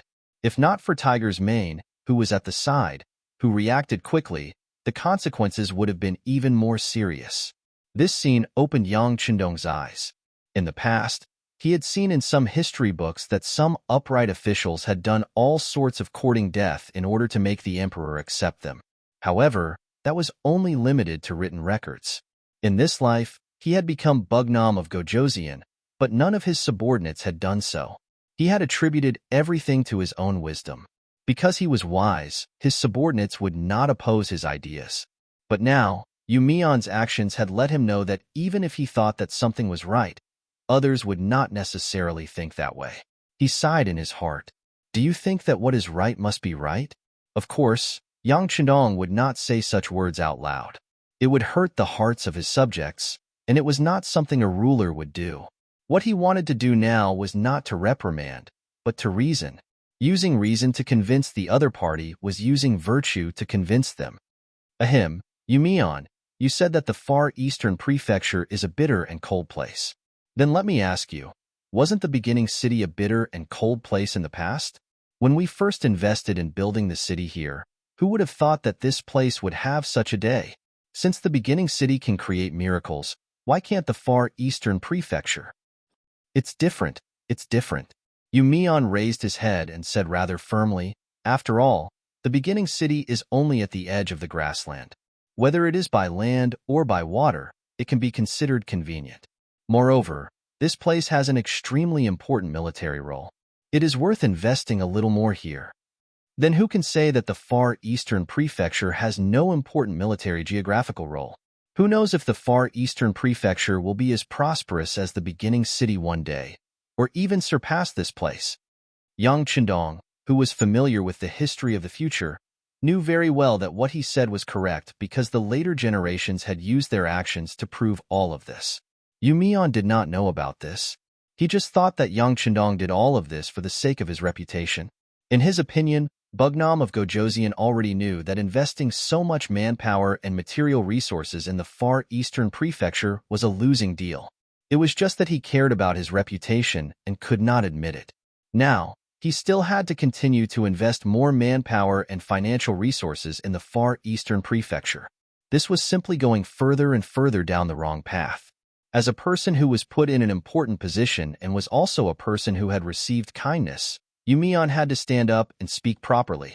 Although the king's reputation was important, he could not make mistakes again and again just because of his reputation and lose so many people and money. Although Yang Chendong's words were true, it was a pity that Yu Mian, who thought that he had seen through everything, did not think so. Seeing that Yang Chendong was still talking about how good the Far Eastern Prefecture was, Yu Mian's face showed disbelief. This scene was seen by Yang Chendong. He knew that Yu Mian did not believe his judgment of the far eastern prefecture at all. Since that was the case, no matter how much he explained, it was useless. He could only use practical actions to slap his face. All right, since City Lord you does not believe it, why don't we make a bet? Bet? This subject does not gamble. Yu Mian shook his head and said with disdain, Your mother. Yang Chendong almost cursed out. In the face of such a stubborn subject like Yu Mian, he really didn't know what to say. He was even more certain in his heart that he had to put on an act this time and succeed. Otherwise, with this victory, he was afraid that in the future, he would not only have Yu Mian under his command, but also Wang Mian and Li Mian. At that time, it would be even more difficult to do anything. This would also be a huge blow to his authority, which was something he absolutely did not want to see. No, this time, you have to bet even if you don't want to bet. Within 3 years, if the Far Eastern Prefecture is not self-sufficient and cannot prove its important military geographical position, then it will be considered as this king's loss. In the future, if you have any suggestions, this king will listen carefully and can even give priority to your opinion. But if everything is proven after 3 years, then it will be your loss. At that time, when this king makes any decision, you cannot obstruct or interfere. How about it?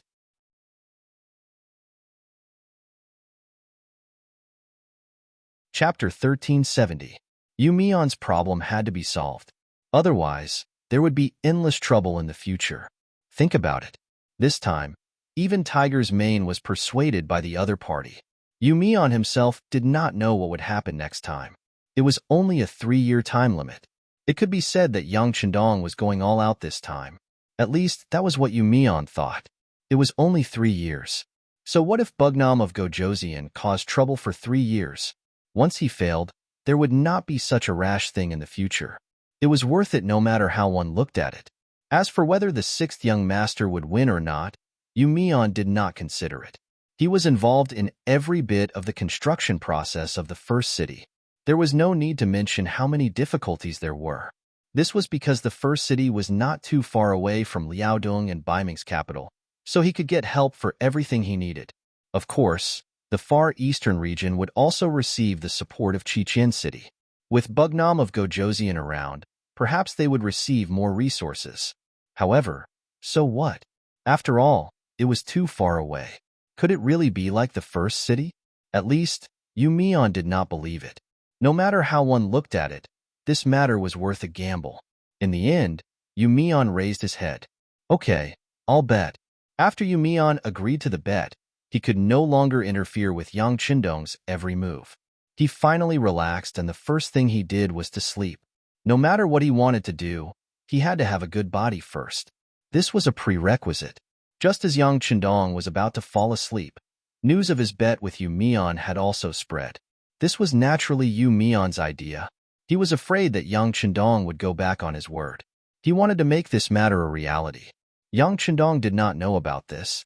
Even if he knew, he would not care too much. Since he dared to say it, he was naturally confident that he could win. He slept all the way until night. When Yang Chendong woke up, he was full of energy. Beta Persei also took the opportunity to take a nap. When he saw that Yang Chendong had woken up, he carried a basin of water into the room. While his master was washing his face, he said, Young master, Commander Tian Hu, Commander Sherbei, and Commander Dai Qua are all here. All right, summon them into the palace to discuss matters. Yang Chendong put down the towel in his hand, a confident smile on his face. After obtaining Yang Chendong's permission, the world's number 1 cavalry division completed the task of expanding the army in a few months. This was all thanks to Baiming's Liaodong cavalry. In the battle with them, they had captured more than 40,000 people. Most of them had been educated and became glorious soldiers in the world's number 1 cavalry army.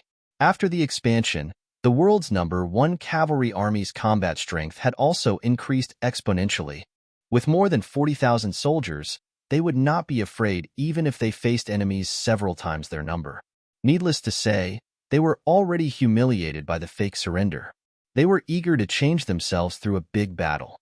They naturally responded to Yang Chendong's summons this time. From the commander to the soldiers, They were all full of fighting spirit. Daikwa was originally a member of the Far Eastern Army.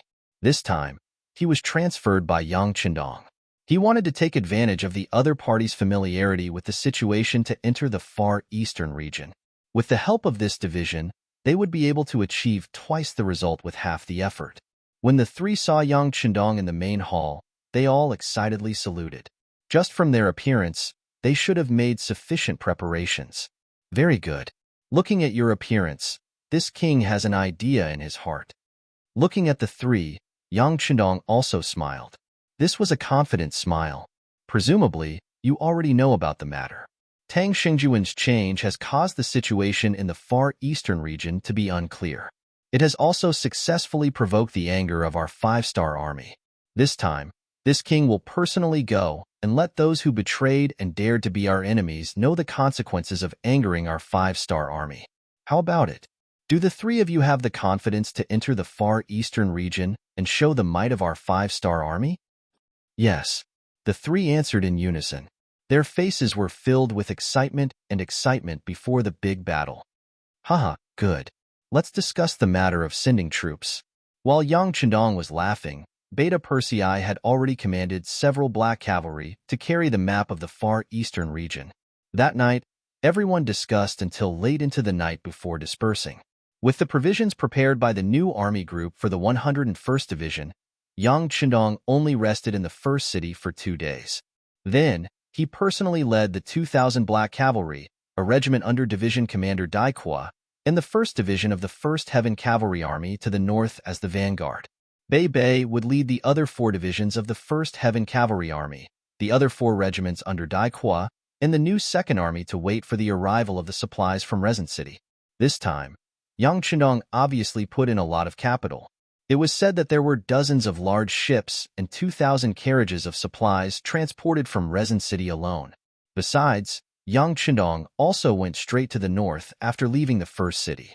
He walked along the road that was previously used to transport supplies. The road from the first city to the Far Eastern region was indeed not short, but the road was not that difficult to walk. On the contrary, they had been repairing the road. They even put in a lot of effort to lay railway tracks for some distance, so the speed of the army's progress was not slow. They walked 250 miles on the first day. This was naturally related to the fact that the vanguard army was lightly armed. However, if they did not have the foundation that they had previously laid, they would not be able to reach this speed. Only 3 days later, the vanguard army led by Yang Qindong personally entered the Chita region. They could already see the shadow of Yablonov Mountain from afar. At this time, the Far Eastern region was like a natural unpolished jade. It had not been exploited or damaged. Looking from afar, the tall mountains and forests were covered in a layer of light green. It was the appearance of the beginning of spring. Due to the climate, the winter in the Far Eastern region came much later than in the Great Ming Dynasty. Along the way, some places where the sun did not shine could still see a small amount of snow. Just based on this, one could feel the helplessness of the bitter cold. In such a climate, it was no wonder that no one occupied such a large territory. However, all of this would change with the arrival of Yang Qindong. Daikwa had already left with a regiment of soldiers.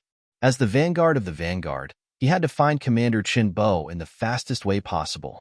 Relatively speaking, the vanguard army led by Yang Qindong did not need to be in such a hurry. They only needed to follow the marks left by the other party. As the army entered the mountain range, the road became more and more difficult to travel. In the past, he had only read on the telegram that 2/3 of the supplies sent to support the Far Eastern region would be consumed on the way because of the road and distance.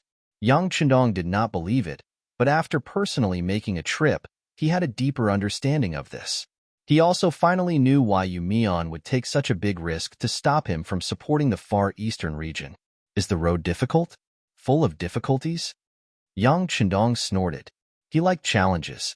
If the mission was too easy to complete, it would lose its meaning. Just like in his previous life, sometimes in order to complete a task given by his superior, he could hide in a place without moving or eating for 36 hours. Compared to the hardships he had to endure back then, the hardships he was going through now were nothing. Send a telegram to Commander Shibi. Tell him to open up a path for the army. It shouldn't be too wide, but it should pass through the carriages first. If one wanted to be rich, one had to build a road first. This was a truth that could be used anywhere. The biggest obstacle preventing the development of the Far Eastern region was the transportation. If this problem could not be solved, then everything else was useless.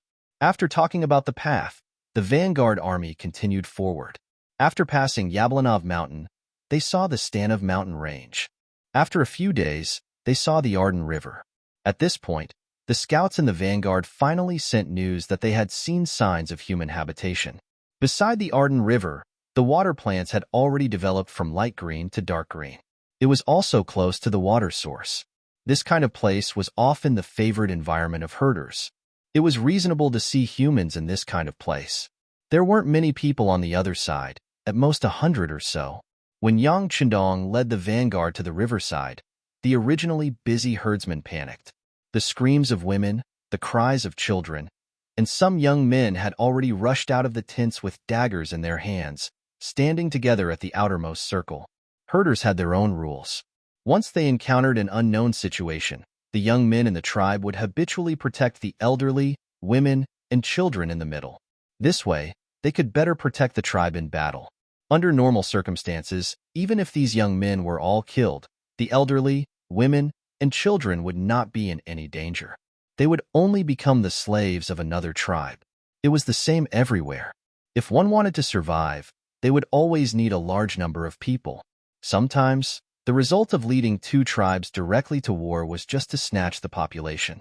Sometimes, a woman would be snatched more than a dozen times from her youth to her old age, so much so that she would forget who the first leader of the tribe was.